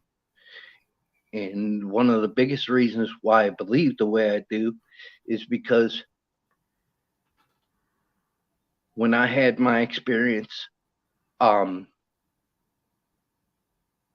and I'm sorry, I don't mean to mention religion, um, but when I had an encounter with God, and He took that away, man. He took an angry young man and full of rage and wanting everybody to pay for all the pain they inflicted on me in my life. He gave me he just I don't he filled it with his love is the best way I can explain it, and brought peace to that place in my heart that where that anger lives. Does that make any sense? I mean, maybe it Absolutely, bro. doesn't. I don't know. Um, Absolutely. but like like today, this is hard for me. I like people to see the strong me, not the frail, not We my all do, weaknesses bro, and but stuff like but that. don't worry, you're not being judged by us, bro. That's for sure. Thank you. Um, One of the biggest problems I have is, and this is why I know you have to have money to survive, but I hate money. Okay, because my whole life I've seen people held to a different standard that have money. Oh, of course. Okay, I, FBS. I got when I was locked up, a guy came through and was doing time 2 cells away from me. He's from my hood, and he got busted with 2 ounces of rock, okay, and 37 handguns. Guess how much time he got? How much? 1 year. Who'd he tell on? He didn't tell anything. He had the money to pay his way out of it. Oh, yeah. And see, that gets me. Okay, that makes me angry. It really does. That pushes a button on me. You know what I mean? Just people who think they have money, they think they're better than other people, or that they won't be held to the same standard as other people because they can pay their way out. That gets me. You know what I mean? Yeah, I know what you mean. I didn't mean to ramble. No, Talk to bro, me. you're not. Listen, you can talk as long as you want. People want to hear your story. Let me just say real quick, S Sticks is down here backstage, but your devices aren't connected, which means that your microphone or your camera isn't hooked up. So if I bring you on, it's not gonna. Matter of fact, it won't even let me bring you on. I don't know. You'd have to hook up your camera or maybe change the settings on your phone. Otherwise, it won't let you come on. I'm sorry. I hope you can figure it out. I'd love to hear from you. But go ahead, War. I'm sorry, bro. Please don't think badly of me. I'm gonna step outside and spark up a smoke. Bro, Um, you kidding me? it's the one bad thing that I do still to this day. Um, Many of us do, bro. yes, and the story you just told, man. If there's not a correlation into my life with that story, I don't know what is. But there was an incident that happened to me,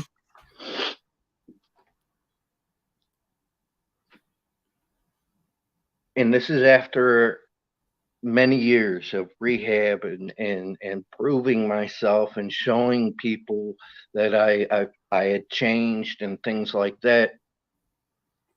There was a person that, and I know it takes two to tango, but there was a person that came in and messed everything up, if you follow what I'm saying. Oh yeah. Um, and I'm supposed to be a pastor. I'm supposed to be a ministry and all this other stuff, and all hell's breaking loose around me. I'm being told by certain people that were family at the time, "Oh, you're gonna split hell wide open." Blah blah blah blah. Blah, all this religious crap. Okay, and to this day, I still don't know what I did wrong, and I was gonna kill this individual without without even thinking about it. I didn't care. You inflicted pain on me, so I'm gonna make you pay. You know what I mean? I know. Does that make any sense? Absolutely, And bro. I had one pastor who his name is Dr. Dave Lovely. He's out in Pennsylvania actually, and he's a great man. FBS. If you ever need to talk to someone, look him up, please. He's a wonderful guy. Anyhow, I told him I'm gonna kill this guy. I don't care anymore. I don't care if I get put back in a box. I just don't care anymore. Because that's what the hurt, the hurt and the frustration and the anger bring you to that place where you've just had it Yeah. and you want to make people pay, Yeah. for the wrong they've done. And he shared with me his first marriage, and he's Dave's and Dave was in Nam. He's a former Marine, and he sat outside the person's house that was messing with his marriage, if you follow what I'm saying, Yeah, I do. with a rifle pointed right at his head, right outside. He was in the street through the picture window. Had guy dead in his sights. Was gonna kill him. He didn't care, and he said, "What good would it have done? Where would it have put me?" Because he was a pastor at that time too, great big church, and he said I would have thrown everything away if I would have done that. And I Yeah. said I understand that, but I told him, I said I want to understand why this has happened. Why did she do? Why did this play out the way it did? And he said something to me that I use every day almost. And he told me, "Do you really want to know the answer? Really? Are you sure? Because you're not going to like the answer, bro." And that stopped me in my tracks because he was right. And to this day, honestly, I don't care anymore. But at that time, I did. It consumed me because I was so angry the way things were playing out because there was a lot of chicanery and foolishness being done. And Dave reeled me back in and sat me down and said, "Hey, really think about it. Think about it. What good would this accomplish? You'd be giving everybody who's naysaying and talking bad about you right now, you'd give them, you'd make their words gold. Yeah. And do you want that? No, I don't want that. I don't want No. their words to be proven right. I don't want to go back to the joint. I don't care. Doesn't scare me. Um, but I said, no, I don't want to go back to what I used to be. I can't. That's not me anymore. And you're not the man you were. No. You've changed. There's been a change in your life.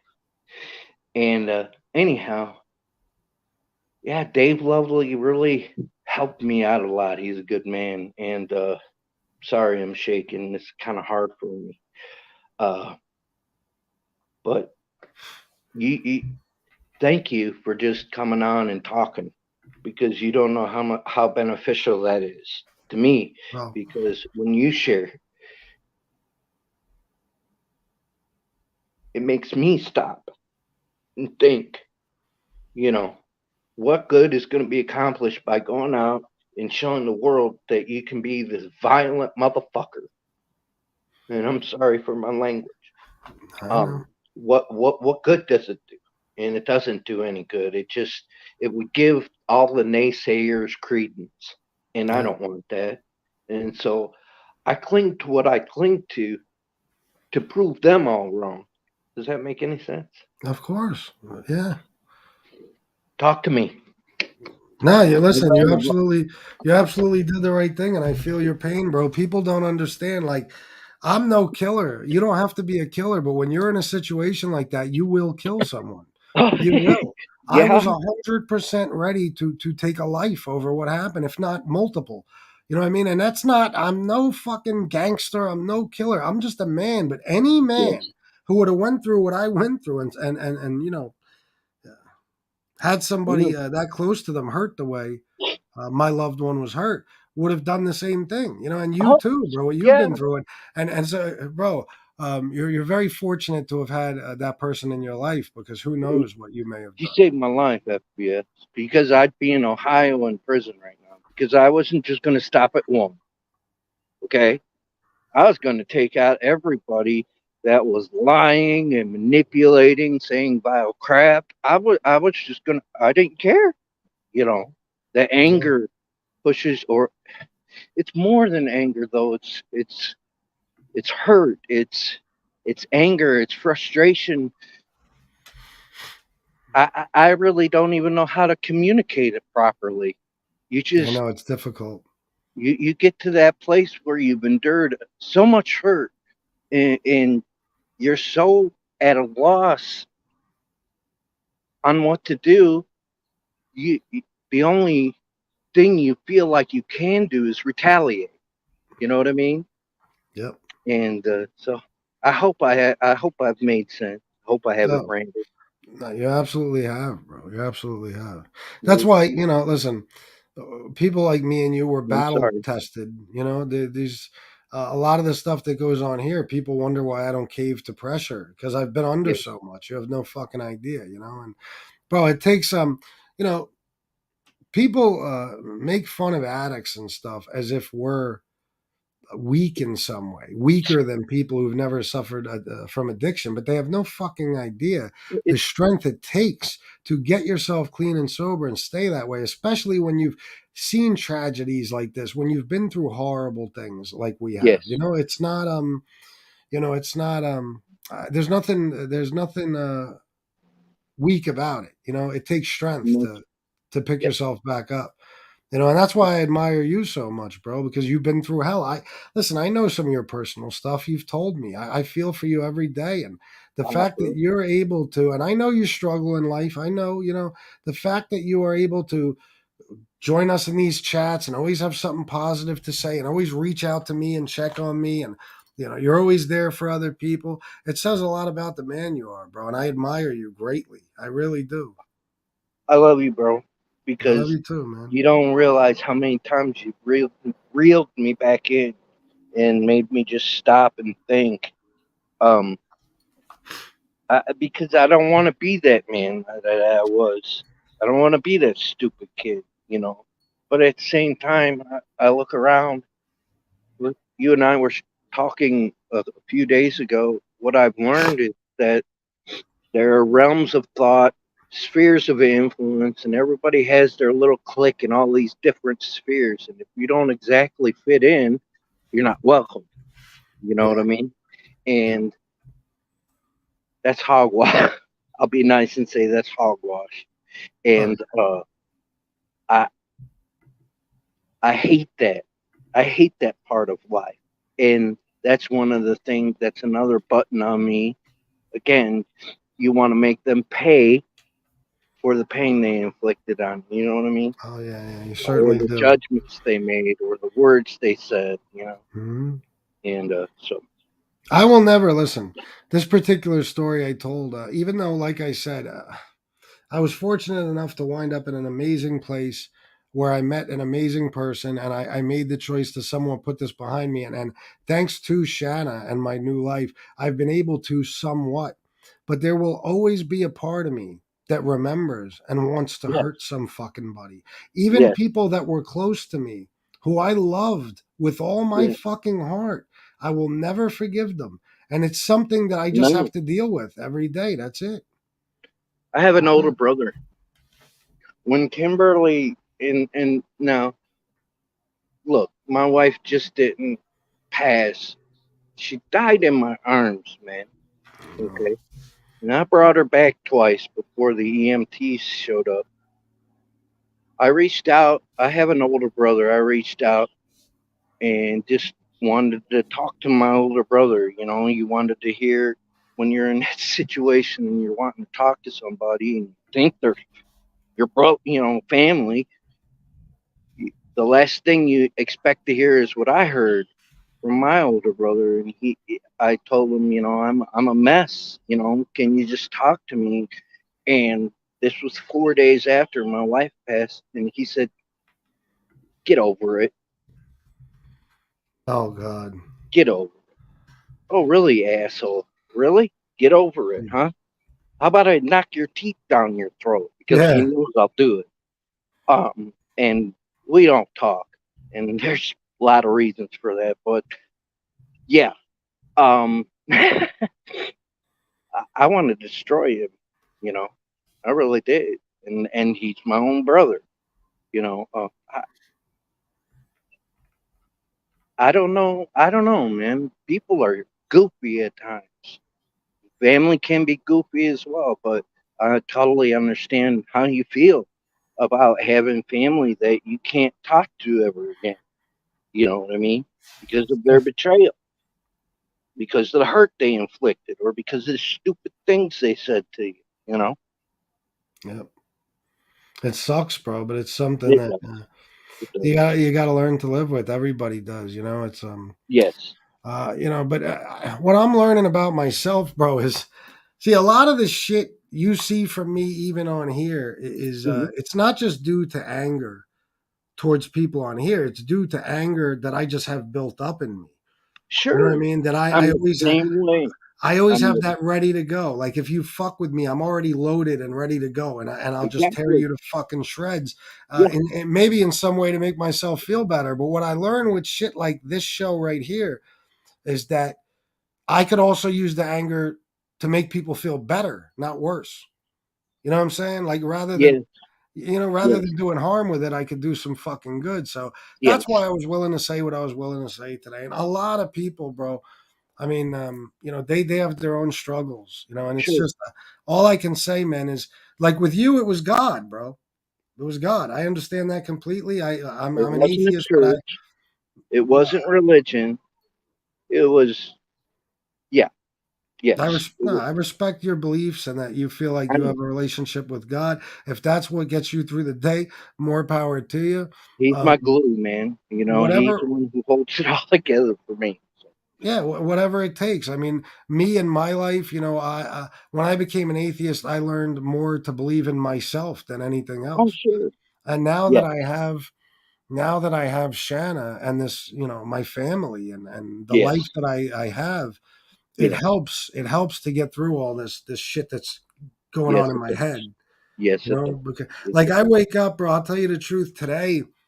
Uh I woke up, and this is another reason I told this story today. I didn't have the best dreams last night. Let's just say that. It was a tough night. And when I woke up, it literally took me probably about 2 hours to snap out of. Like, I wake up If you sometimes. can snap out of it, you Yeah, know? yeah. I wake up sometimes, bro. I want to die. Like everything in my head is negative. I feel like impending doom, like something horrible is about to happen, and I can't shake it.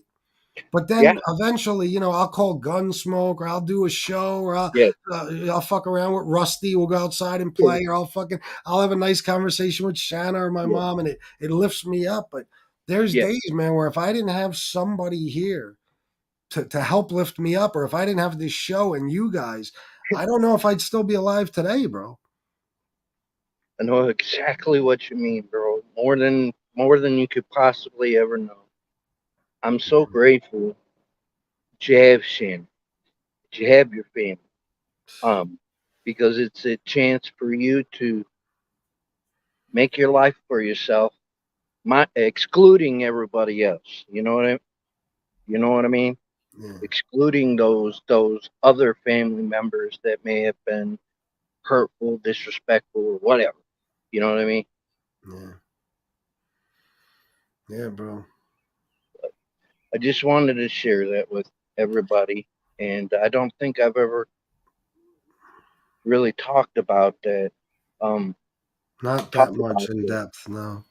You know, it it's a crummy thing. You wake up and it's like this just dark blanket is thrown on you, and every thought is dark, and you start remembering all the mistreatment and all the injustices and everything that you've experienced, and it sparks this rage inside of you that says, you know what, the heck with everybody else, you know.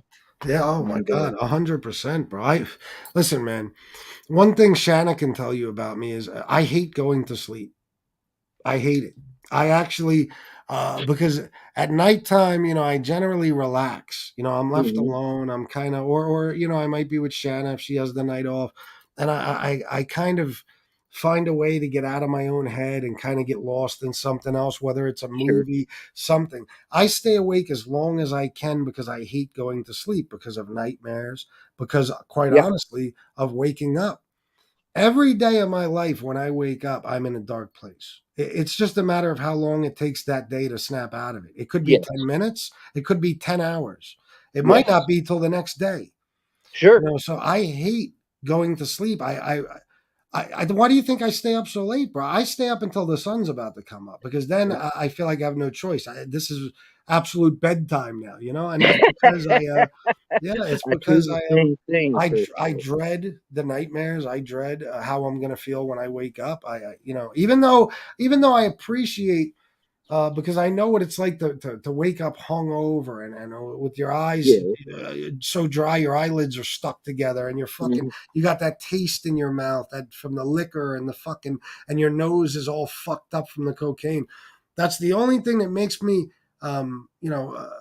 somewhat positive when I wake up is that even when I'm in a dark place, I at least know that I'm clean and sober and I have That's somewhat of a right. clear head, That's right.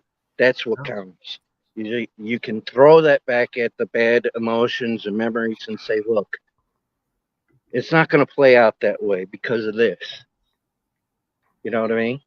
Yeah. And for you, it's your clean time. For me and other people, and it's all of us really. It's all of our faith, what we cling to deep inside of our hearts. But today's just one of them days, man. You know, and I just I totally understand how you feel, what you're going through. Um, for years, I hated, and I still hate going to sleep because I would just dream of Kimberly. I would relive those like last 10 minutes she was here repeatedly, and then you throw in other variables. Oh, if you would have had money, if you would have done this, if you would have done that, maybe, just maybe she'd still be here, and you torment yourself, Yeah. and it becomes all consuming, and you just got to stop and hope that somebody or can snap you out of it, or that you can snap yourself out of it. And usually I can't snap myself out of it. I snap out of it when I talk to you. I snap Well, out of it when I'm on a show in the chat. That helps me snap out of it. Um, that you don't know how much a blessing you are, well, yeah, and that I means mean the that. world to me. No, that means the world to me, bro. I have no idea how important it is for me to hear that. You But I'll know, tell you what, bro. I'm sorry for being emotional today, but I'm a wreck. I'll be No, honest with bro, you. listen, I understand. Believe it or not, if it wasn't for the fact that I'm kind of good at holding myself together on camera, I would have never made it through that story, even as vague as I was with it. Yeah, That story has been told very few times in my life. yeah, But yeah, bro, you got to remember this. I can tell that you shared the same type of love with Kimberly that I do with Shanna, and vice versa. She shared the same with you. So, yes, if there's one thing I know for a fact, regardless of whether I believe in heaven or hell or an afterlife or anything else, Kimberly would want you to be smiling and happy and enjoying, every day to the fullest. That's yes, something I know for a fact, bro. yes. You're right. So You're as right. hard as it is, bro, you Yeah, can't blame yourself. You can't feel guilty for anything. You just can't. Yeah, things happen the way they happen. yes, sir. And unfortunately, even for me, I had to come to a conclusion where maybe I wasn't awake to help for a reason. Maybe I wasn't, whatever Could it may be. have been. Sure.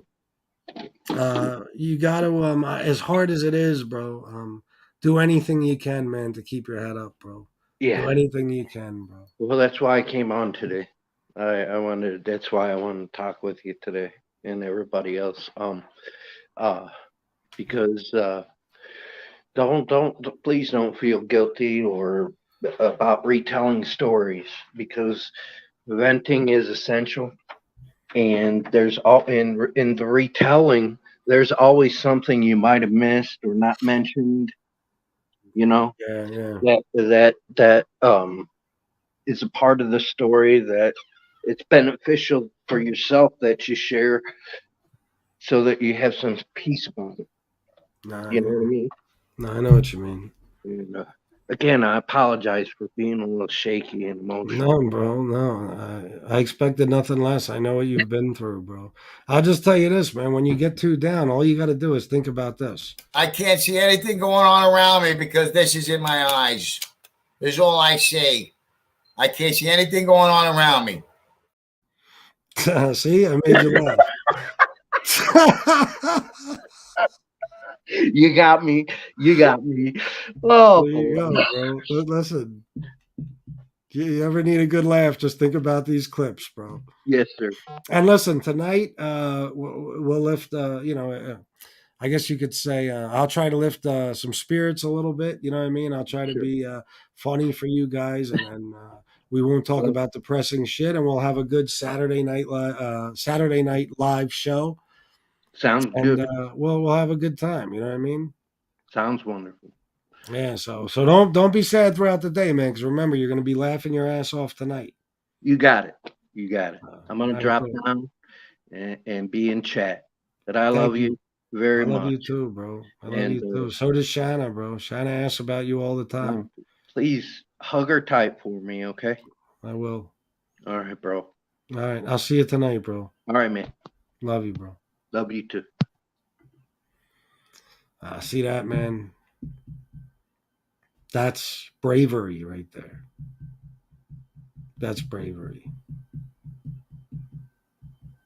It's a good man who's been through hell.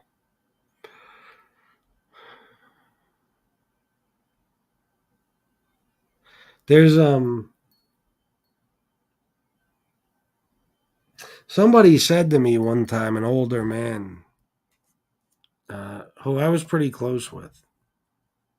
He said to me, he said, Chris, you're a good guy, but you got a lot of demons. It's exactly what he told me. He knew my story, you know, my story.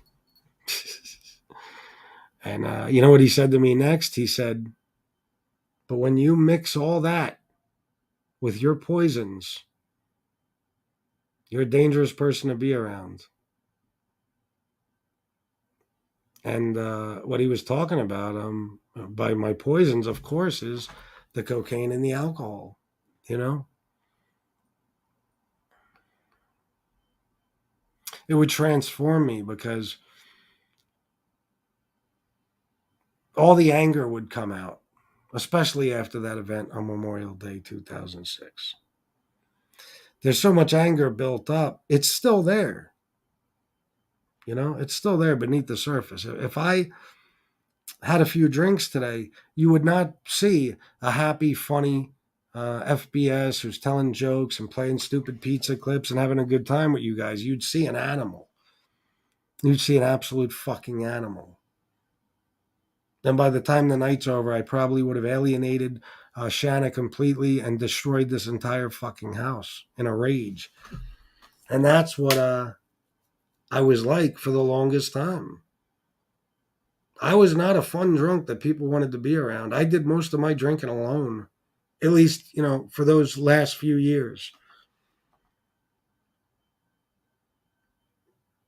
So I guess you got to learn how to deal with your anger, if that's possible. I don't know if it's possible for everyone, but you got to try. Boo Boo Rodriguez, yes, every day is a battle, and thank you for being here. Addie's mom, I admire you, FBS. Well, thank you. Trust me, I'm no one to be admired. I'm not. But listen, I'm just telling you my story. You know, it's not better than, it's not better or worse than anyone else's. There's people who have been through 1,000 times worse than me. War, for example. But it's Memorial Day, and I was going to tell you my memorial story, and that's what I did. Memorial Day story, and that's what I did. You know, it's what caused a lot of destruction and chaos in my life. And listen, I don't know that it won't be with me forever, but I know that this is the most free from it, if you know what I mean, that I've ever been. The last 4 years is the most free I have been from the pain and suffering of this particular event that I've ever been since the day it occurred. And I owe that to the people around me. And believe it or not, I owe it to you guys. When I'm in a dark place, when I'm having one of those days me and War were just talking about, I know that I have to do a show. Why? Because the things that take place on this show can change my entire mood for the entire day. I mean, seeing the support from you guys, the donations, the fucking not on addiction recovery shows, but I mean on the other shows, the fucking the love I get from you guys, the fact that we're actually like a little fucking community. I told Shanna last night, this is like a neighborhood. I wake up and I'm like, where's everybody at? Oh, they're at Gunsmoke's crib. He's on live. Later on, you might be at my spot, 4:00. After that, who knows? Maybe you're hanging out with Jesse Roth or Casey and Redheaded Stepchild, or you're checking out a Chris Capello video, whatever. And then later on at night, you'll be back over here with me at my house. That's the way I see it. So you guys are like a family to me, and I think you're like a family to each other. So this is extremely important what we got here. There's not another content creator who has it, not in this community. So this is therapy for me, guys, without a doubt. Sometimes it's my worst nightmare.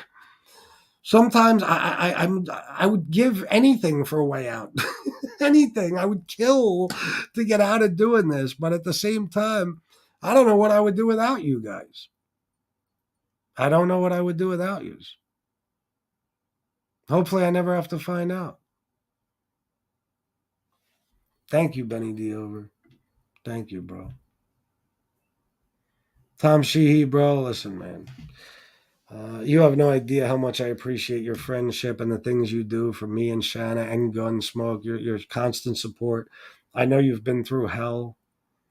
Bro, you got my number. You can call me anytime and we could just chop it up for hours, whatever you want. I know what you've been through, bro. It's horrific. And that link is in the chat. I'll put it in again. S-Sticks, I would love to hear from you, but when you came back on, your devices still weren't connected. You most likely, when it says, where it says enter studio, there should be a little settings wheel. You click on that, and it'll take you to wherever you got to go in your phone to allow camera and mic access. If you do that, you'll be able to come on. It's a bitch. I know it's confusing. And if you're like me, you probably don't know shit about technology. I certainly don't. But I'd love to have anybody on. And Tom Sheehy, bro, I'll put the link in the chat again for you. But if you're not ready to do it, don't worry about it. It's not a big deal.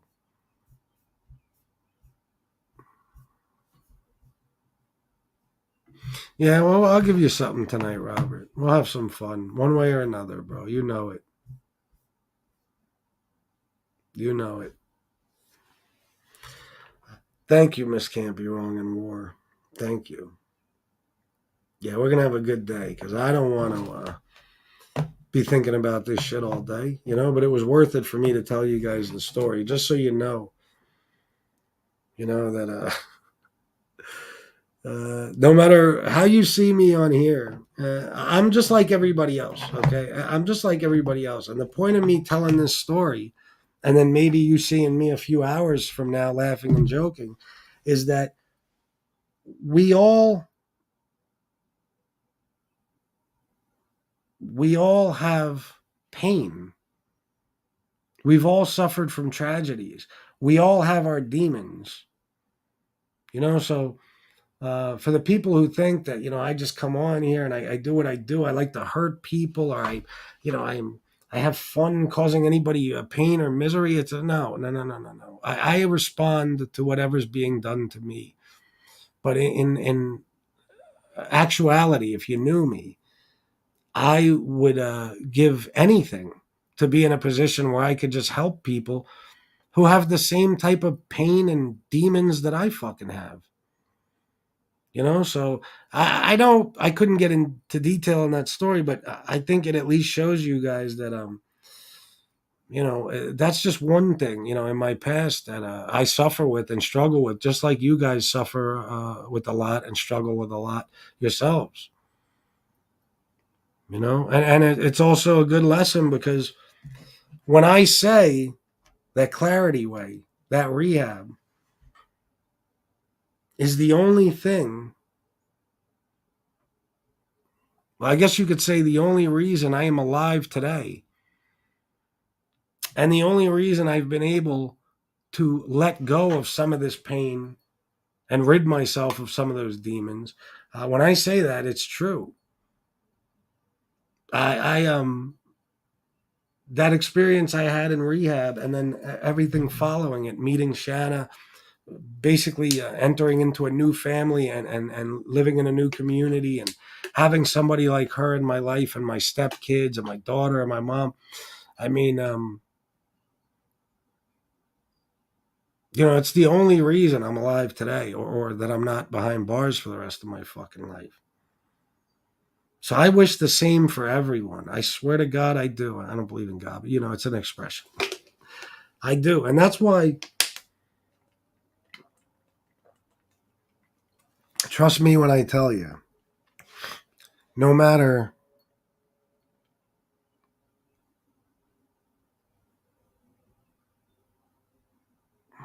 yeah, sorry guys.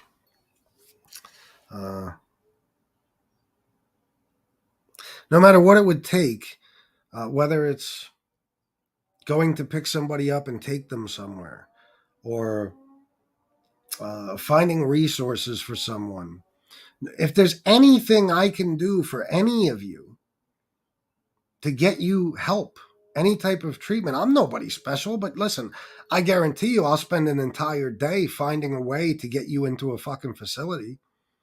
I'll find a way. Guys, I think it's been proven I'm pretty good with research. I am me, no one else. Okay. And I am good at finding out things like that, and I could do that for anyone. And if you need a way to get somewhere, I'll gladly pick you up and take you. And if you just want to chop it up with somebody, my email is fatbalditallion@gmail.com. Just email me, put urgent in the fucking subject line, whatever, and I'll call you. Even if I call you from a private number, I'll call you and we could just talk. This is Robert Bainbridge down here. Hopefully this is a good guy who just wants to share. Let's see. Hey, bud. Huh? Hey, bud. Robert Hey. B. What's up, bro? Okay, bro. What's up? I wasn't sure. I never saw the full name. I never did this before, so I have no clue what I'm doing. Oh, you're good, man. It's working out so far. How you doing, bro? I just got home from a gig, so I'm in my garage. Oh, that's cool. So, how's everybody? All right? Yeah, good. What do you do? You're a musician? What do you play? Yeah, guitar. Hold on. I don't know. Can you?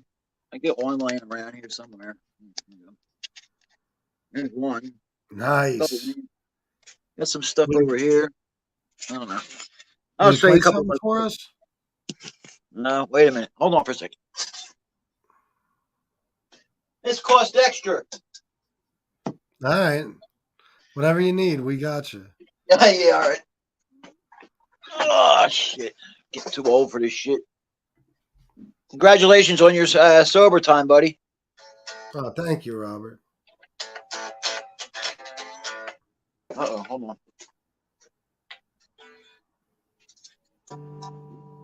There we go.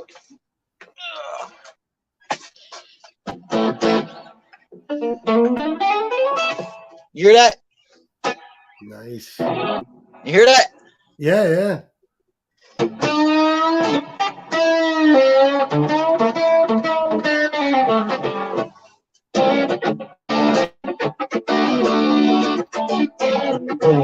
I don't know what you want. Take requests? Nice. Miss Can't Be Wrong said smoke on the water.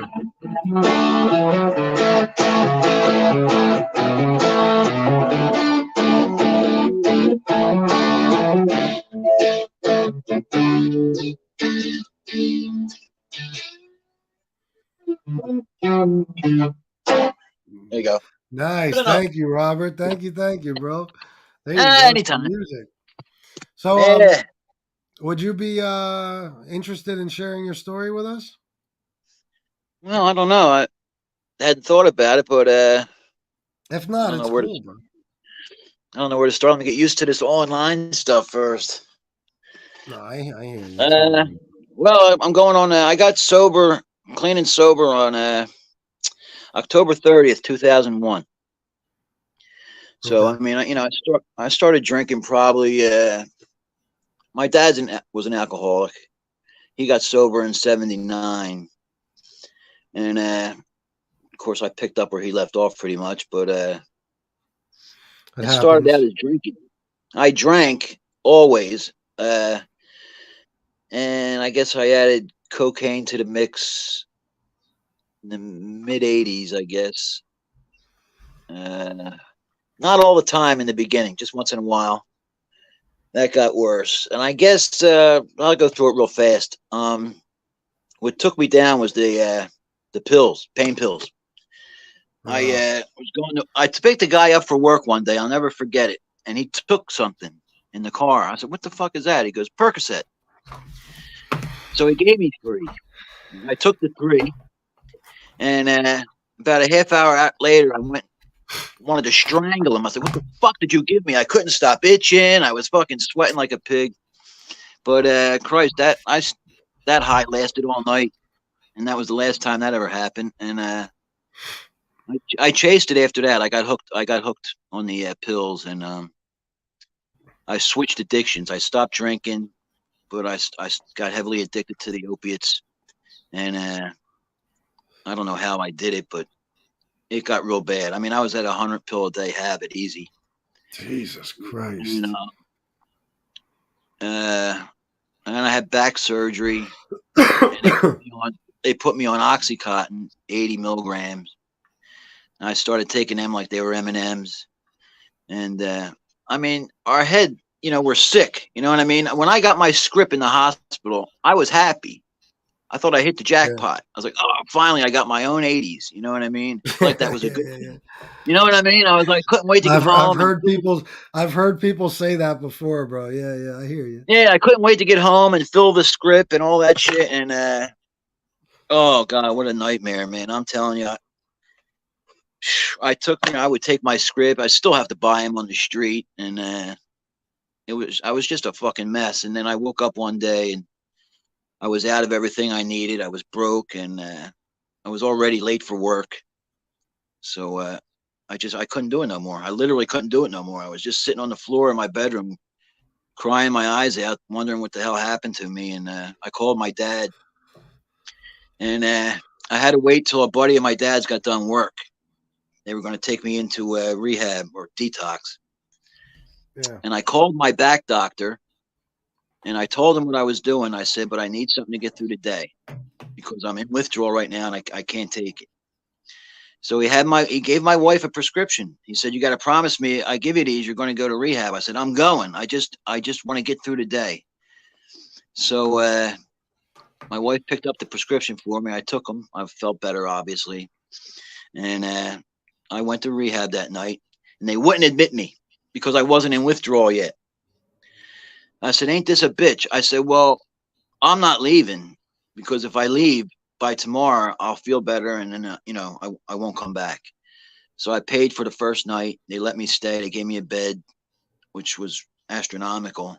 But then the next day when I started with withdrawal, they were able to admit me with my insurance and get me in, and I stayed there for like 30 days. A place called Living Grin up in Ben Salem, and I guess they're still there. I don't know. It's been years since I started. Where? Pennsylvania. Oh, that's what I was going to ask. Oh, is that where you are? Yeah, I'm in Somerton, PA right now, just in Philly, basically, and yeah, I used to live up in Akron, right outside of Ephrata, years ago, right near you. Yeah, I moved back. And I'm sorry I moved back, but we did. But anyway, that's another story. But yeah, I went in Living Grin, and not many people made it that I was in there with. I don't know of any, actually. And you stay close with a couple people when you first get out. And but thank God I had the support I did. I had my dad. I started hanging with him more and his buddies, and I just never looked back. That's all. I mean, I was ready. You know what I mean? Everybody's got their bottom. You don't always make it. Sometimes you relapse. People relapse and all that. I never did, thank God. But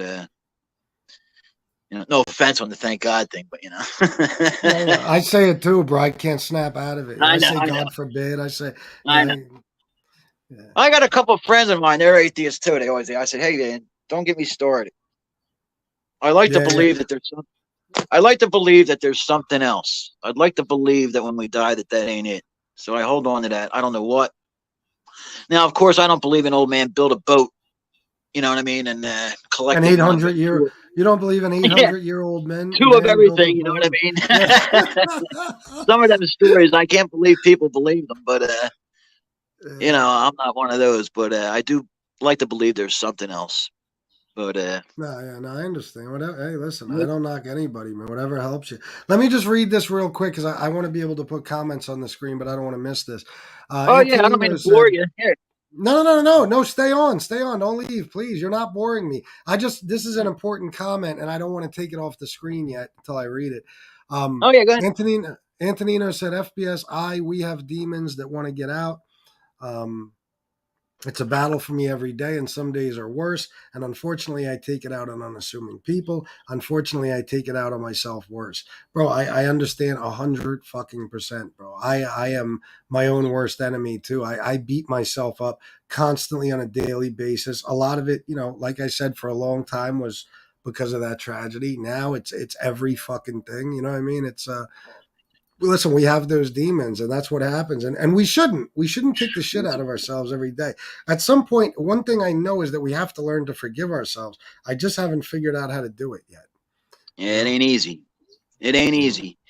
I spent, when I first got in, I was a bit ridiculous. I mean, I called everybody under the sun, doctors. I'm sober now. Don't give me any like an idiot. And I was. Sometimes you can go too far, you know what I mean? But I wanted it so bad to not pick up again. And then, unfortunately, one time I got kidney stones. I went to the doctor. He said, well, you're a recovering addict, so I can't give you nothing. I said, fuck you. Give me something. But no, it turned out to be good. I tried to make amends where I could. Some of them went well. Some of them, it was just whatever. But some of them went well. I had one buddy that really was happy to see me get clean and sober. And I remember I had a party one night, and I had all these people at my house, and I was fucked up, and I couldn't get rid of these people. So I called my buddy on the phone. I said, you got to come over to my house and get rid of these people. I'm in no condition. I can't get rid of them. I must have passed out. I woke up halfway in the hallway and halfway in the bedroom. He was sitting there. Everybody left. He got rid of everybody. And he said, I wish you'd make a choice, live or die, because I don't want to see you, die. And it was the first time in my life another guy told me he loved me. And yeah, I didn't get sober then, but I never, ever forgot that. And of course, he was the first stop when I got out. And I apologized to him and his wife. If there was ever anything I did under the influence that embarrassed you or hurt you in any way, I apologized. And they couldn't have been more happy to see me clean and sober. And, it doesn't always go that way, but it did with him, thank God. But so, I just, I stopped going to meetings. That's another story. I don't recommend that for everybody, but, there's the same people in the meetings that are in the bar rooms and on the street. You know what I mean? It's just that they're in the rooms now. And when my dad passed away, I kind of found out who my friends were and his friends too, in a way. Yeah. And I never went back. And I haven't had any problems not going. But, you started your addiction show. It was like a blessing because just recently my wife kept saying, you need a meeting. And I'd be like, fuck you, tell me I need a meeting. And it came along just in time. So it's kind of a little bit of a relief, to come to your addiction show and, look at the stories and hear people share and all. It helps me. You know what I mean? It really does. I don't know how to share because I'm not real good on the computer. And it's the first time I was ever online, like on a camera thing. I just figured I'd give it a shot. And it worked out. I'm glad it did. Yeah, your show really helps, bud. And I really like your show. I've been watching you since you first started, from the first show. I had it, the YouTube app on my TV, and but I can't like type or nothing like that. Just watch it. And then I started going on my phone, my wife's phone, and then finally I got it hooked up on my phone, and that's still a bitch too because I can hardly see anymore. But getting old. It was just I dig your show, man. I like you. I like Gunsmoke. I never really watched too many of the other shows. I watched Soap Flow a couple times, but he got on my nerves, even back when you were getting along. And I stuck with you and Gunsmoke, and your shows are great, man. I wish you all the success in the world. Thank you, bro. I hope the pay gets better for you. Oh But no! Listen, it's not bad right now. It was tough for a little while, but let me ask you, bro. Do you still have temptations? I mean, how long have you been clean exactly? it'll be 22 years in Oh wow! October. So So do you still have cravings or temptations? I did in the beginning. I had a really hard time with the mental obsessions and stuff like that. And for a short time, I started taking Suboxone because I didn't want to relapse. Mm-hmm. And I had a hard time with that because I felt like I'm still using something for a crutch. You know what I mean? Yeah, yeah. And my sponsor told me, he said, "Are you taking it right?" I said, "Yeah." And he said, "Well, it's an addiction." He goes, "It's a disease. You're taking medicine for your disease." I'm thinking, like, yeah, but my dad never had to take nothing. You know what I mean? Yeah. So I got off of it, and I don't see anything wrong with it. It is kind of a miracle drug because when I did take it, I mean, I didn't even think about drinking or drugs or anything like that. But I would just rather not, for me, rather not do it. And it was just something about it that made me feel like I wasn't clean and sober if I took something. But some people need it. You know what I mean? And if you take it right, of course, over the years, they found ways to get high with that too. So I don't know what my thoughts are too much on it, but if it keeps you off the other shit, more power to you if you can take it right. It's the I know better it of does work. it's the better of Yeah, two options. Yeah, without a yeah, fucking doubt. exactly. Yeah. And if you take it right, I mean, it does work. It does do what it's supposed to do. Now, you're not supposed to take it long term anyway. It's supposed to Yeah. just be to get you through the withdrawals when you're, coming off. But I had such a hard time with mental. I mean, somebody would pick up a bottle of Motrin, and right away, my mind went off to I just couldn't stop thinking about it. And I'll never forget going back to work. My first day at work, I stood there at my machine thinking, how the fuck am I going to do this straight? I mean, I couldn't fathom doing anything without taking something. And Yeah. of course, that all passed after, in time, it all passes and it gets better. You just got to stay strong. That's all.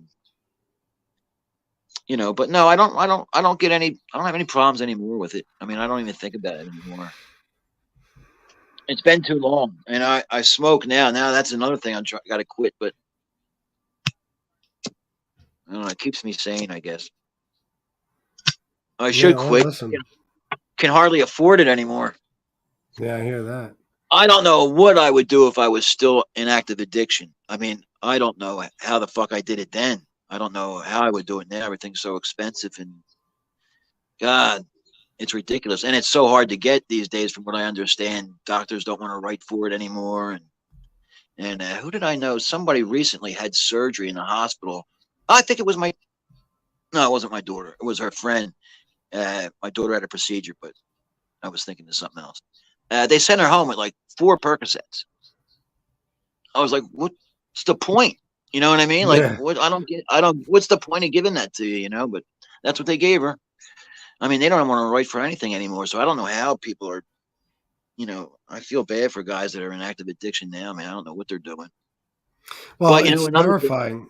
It's Well, terrifying now because you're most likely getting a pressed pill if you're buying it off the street. Well, yeah, that's a scary thing. And also, I was lucky. I had no idea back then that heroin was the same thing as, the opiate pills. I didn't Yeah. know.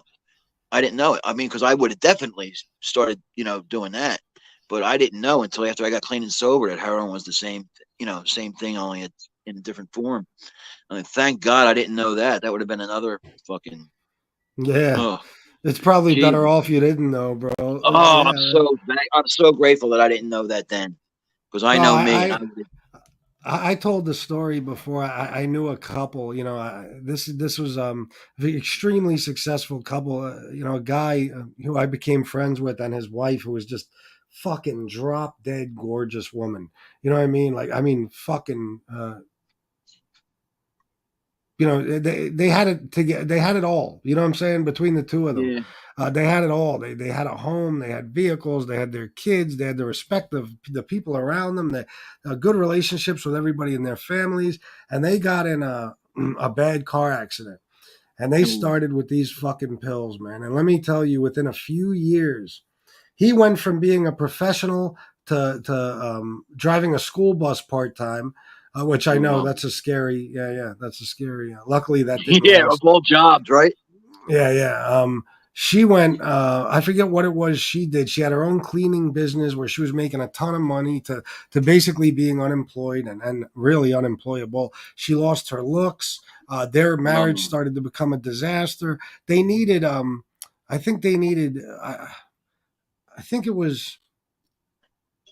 And I've told this story before. It was 1 or 2 80s a day just to get started, just to get each. You know what I'm saying? Yeah. And then throughout the day, I mean, their addiction got so fucking expensive that I watched as little by little they lost everything. I mean, Oh, I know. everything. And she couldn't even, he got her in a rehab at one point, and she lasted one day and left. It was a fucking nightmare. And I saw these two people fall apart completely, and it was heartbreaking. And one day I was in a kitchen talking to the guy, and I said, why, as much as I hate to say it, why don't you just do heroin? Because it's fucking, you know what I mean? Rather than spending $160 on 2 pills, you get a $10 bag or two. It's terrible advice, but at the same time, he was discussing his financial issues. And this wasn't around the time where there was a whole lot of fentanyl going around, but still, he said, well, I know what's in the pills. I don't know what's in the heroin. You know what I mean? They were afraid of obviously ODing or something, but it's like now I don't know where they are because now the fucking pills, you don't know what's in them either. So God, it's it's like so scary. Yeah, it's a scary thing today, man. Jesus, it's a scary thing. I know. One of my daughter's friends just recently passed from that fentanyl, and she was telling me she's not home right now, or I'd have her, come on. But yeah, it's a scary thing today, man. I'll tell you. That's sad, man. It really is. You know what I mean? And it's hard. I don't know. I mean, bro, that fentanyl shit. Let me tell you, when I had a PVC ablation, I had that. I took that in the hospital. Not to interrupt you. I had surgery. I had surgery one time, and the doctor hooked me up. I had the IV thing on, and he put the needle in there and squeezed a little bit in the fentanyl, and then he walked away. And I'm laying there, and I'm like, "What the fuck?" So I turned it myself, pushed a little more in. You know what I mean? I was fucking flying. He comes back, and he's like, "Did you take more of this?" I said, "No, I wouldn't do that." And he said, "You want to get high, motherfucker?" I don't know what he gave me, but I was fucking hallucinating. Oh my God. It was a horrible experience, man. He got me fucked up. He got all pissed off because I took more of the fentanyl. But I mean, knowing what I know now, Jesus, I could have killed myself. Yeah, bro. They when I had my PVC ablation in the hospital, they couldn't put me to sleep. They needed me to be awake because they had to wait for these certain pulses or whatever in my heart, whatever electrical. I forget what it's called, but if I would have been asleep, he wouldn't have been able to see them. It's confusing, but anyway, they had to keep me awake for this, which was a fucking nightmare. But the anesthesiologist said, since we can't put you to sleep, I'm just going to give you fentanyl. So they gave me, and this was only, I don't know, 2.5 years ago or so. They decided to give me the fentanyl, and I'm telling you, the fucking second that they put the IV in and they started, injecting it, it was fucking, I can't even describe. It was like, I know. It was like another world, the way you feel. And like 6 hours of surgery, all I remember is a couple of times momentarily I would kind of come out of it and I would feel pain. And the anesthesiologist told me, anytime you feel pain, just give me a signal. I'll be right there and I'll give you more. So I'll be sitting right there. So I would give her a signal. I would see her, however she did it, to inject more through the IV, and I would just then I was out. You know what I mean? It's like until this day, I don't remember shit. And all I was on was that. So I can't even imagine like people who are addicted to it and stuff, how they do it. I mean, I don't get it. I don't know. I don't have any idea. I know I was on that in the hospital at one time, and like you say, I don't remember hardly any of it, but that's some strong shit. Yeah, And it man. was only because I was having surgery. They don't normally give you fentanyl, but I was going in for surgery. I was in the holding area before they took me in, and that's what they put me on. And I'll never forget that as long as I live. Yeah, it's I'm just crazy, lucky. bro. I could have killed myself because the guy just walked away and left the thing dangling there with the medicine in it. You know what I mean? Yeah. He didn't know I was an addict. You know what I mean? And I'm lying there thinking, like, what the fuck? This shit's awesome. And then I pushed more in. Oh he was shit. he was pissed because they got to account Man. for every little bit, and yeah, he was pissed. He fucked me up. He gave me something. I don't know what he gave me, but oh my god. I guess did they replace morphine now basically with fentanyl? It seems that way. I don't know. They gave me morphine once in the hospital. That didn't do shit for me for some reason. Didn't affect me. I guess Yeah. everybody's different. You know what I mean? I used to get chronic kidney stones, which was a motherfucker. And so when I would go in the hospital, they would usually give me Dilaudid, and that shit's strong too. But since I've been clean and sober, I haven't had to take any of that stuff, thank God. But Good, man. But no, I don't have any cravings or mental obsessions anymore. I did in the beginning, but thank God I don't have any more of them. It's been too long. Good. I'm too busy. Too busy, you know what I mean, with life. And God, I don't get a free minute during the day. I'm lucky I'm sitting here. Nobody's called my name in a while. I'm surprised, but Oh, bro, I hear you. If I get fucking 12 minutes without a goddamn oh, phone call, I'm like, oh, it's heaven. it's Yeah, fucking ridiculous. when this show is over, I'm leaving. I'm going straight to the fucking Polo outlet to do some shopping, and then I'll come There you back go. home just in time to do another fucking show. But you know what? Staying busy is the key, bro. Staying busy Yeah, it is is. the key because when boredom, I'm telling you, it's a fucking nightmare. That the only time during my sobriety that I really felt like almost deliberately relapsing was during COVID. I was so fucking bored one day. We had been in the house for so fucking long. There's nothing to do. There's nowhere to go. That one night I was sitting in this room and I think me and Shanna had gotten into an argument and I was ready to go get a bag of Coke, bro. I really was. Like Oh, you don't want to do boredom, that. that's why, bro. I stay busy. I keep my mind occupied. Even if it's with nonsense, I don't give a fuck as long as I'm not getting high or drinking. Yeah, it's only going to make things worse. That's for sure. Yeah, man. You know what I mean? But yeah, I live here. I got both my daughters are grown, but they still live here, and my oldest daughter and my granddaughter, which is awesome. I get to see my granddaughter all the time. So nobody Good. wants to move out. So pain in the ass. I keep telling them, go get married, go move out. But Yeah, they're staying for the long. They're staying for the long haul. I can't get rid of them. it's a good thing, bro. It's a good thing. Oh yeah, it's awesome. It's awesome. Yeah, listen. No, God, I'm sorry. No, it's all right. No, I was gonna I say, feel like I'm boring everybody. no, not at all. My only issue is that I have to go because Shanna's about to leave in 10 minutes, and I want to see her before she goes to work. Plus, I have to go to the store, and Oh yeah, so say I'm hi to gonna end Shannon the for me show in too. a few minutes. Yeah, would you be Yeah, willing say to hi come to her on for to? me. I will. Would you be willing to come on tomorrow and hang out for a little? Yeah, sure. I don't care. What I'm gonna do you another gonna one have of another these show shows. tomorrow? Yeah, What? Yeah, I'll come yeah, on. tomorrow. All right. Sounds good, man. Yeah. Thank you for coming on, Robert. I appreciate you sharing and just hanging out, man. It means a lot to me. Yeah, nice finally meeting you, brother. You too, bro. Well, sort of, but Yeah. Virtually. All right, my man. Yeah. How do I get out of here? I don't know how to do it. I'll click you out. Thank you, All Robert. right. Thank you for coming on, bro. I'll see you tomorrow. All right. See you later, everybody. All right. Peace. All right. There we go. Listen, guys, I would fucking stay on forever. It's been 2 hours and 40 minutes, but I want to see my beautiful Shanna before she goes. I am about to explode if I don't take a piss. I'll be just quite honest and blunt with you. I've been sitting here struggling for about an hour and a half now. And I got stuff I got to do before tonight's show. So I'm going to read a couple more comments and then I'm out. Now, shopping, that's another, well, a lot of people, a shopping addiction. I have one myself. I get lost. I'll be looking through Facebook and then I'll be like, oh, look at those Uptowns. Look at the white and black Air Force Ones. I'm gonna have to get those. And then I get Polo hits me up like, oh, 30% discount Memorial Day weekend on your whole purchase. I'm like, oh well, I guess I got to go to Polo now. You know, it's expensive. It's the jacket. I never realized how bad gambling could be. Oh, bro, it's the jacket.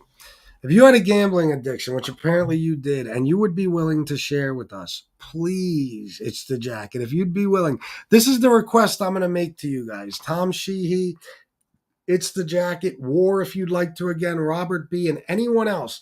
Maybe S. Sticks can figure out his situation with the mic and camera. Tomorrow I'm going to do another one of these, most likely at the same time. If you guys, any of you would be willing to share, please do. Like, for instance, it's the jacket. You could come on here with a different avatar and your name could be Snuffleupagus. It don't matter. Nobody has to know who you are. Just share your story. Tom Sheehy, same with you. If you'd like to come up and let people know who you are, whatever. But if you guys would be willing to share, Tom said he needs to work up the nerve. Try to work it up overnight, please. Tom, your story will help people. It really will, but no pressure. Same with you. It's the jacket. I've been dying to get somebody on here who's had a severe gambling addiction. I have one person I meant to reach out to weeks ago. Already said he would do it. I'm going to reach out to him again. And that's it, guys. So please, tomorrow, if you'd be willing to, please come on and share. I want tomorrow. Today was a special show. There's no doubt about it. I shared, Ward did, Robert B did. This was a relief to me. This put me in a good mood. My spirits have been lifted, so it means the world to me. And tomorrow, if you guys would be willing to join me, it would be terrific. It would be terrific if you're free and you can do it. If not, I'll just do it myself as usual. Either way, I'll be here. Tony Ducks, I was just in the hospital, and from what I understand, it's generally fentanyl for surgery and Dilaudid for pain and morphine for extreme pain. Oh, okay, gotcha. I all the way have a shopping addiction. Yeah, me too. Addie's mom, no, thank you. All right, let me see. Yeah, I'm going to get going, guys. I'm going to get going. I want to see my beautiful Shanna and go do some shit while it's still sunny out. So thank you guys for everything. Please write down the national addiction. Oh, okay. Wait a minute.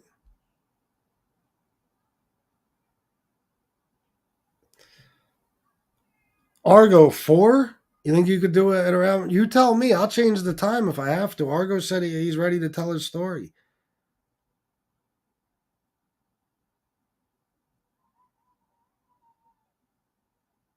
All right. Hopefully Argo will share. Let me know, bro. Just text me. Everybody, please write down the numbers to the National Addiction Hotline and the Suicide and Crisis Lifeline. Keep them close by. Put them on a fridge with a magnet. Put them in your purse, your man bag, your wallet, your fanny pack, your fifth pocket. If you want that little fifth pocket right there, this one. The little fifth pocket. Slide it in there, Do whatever you have to do. And if you're a kangaroo, put it in your pouch. All right, guys, thank you for everything. I love you all. And until next time, salute.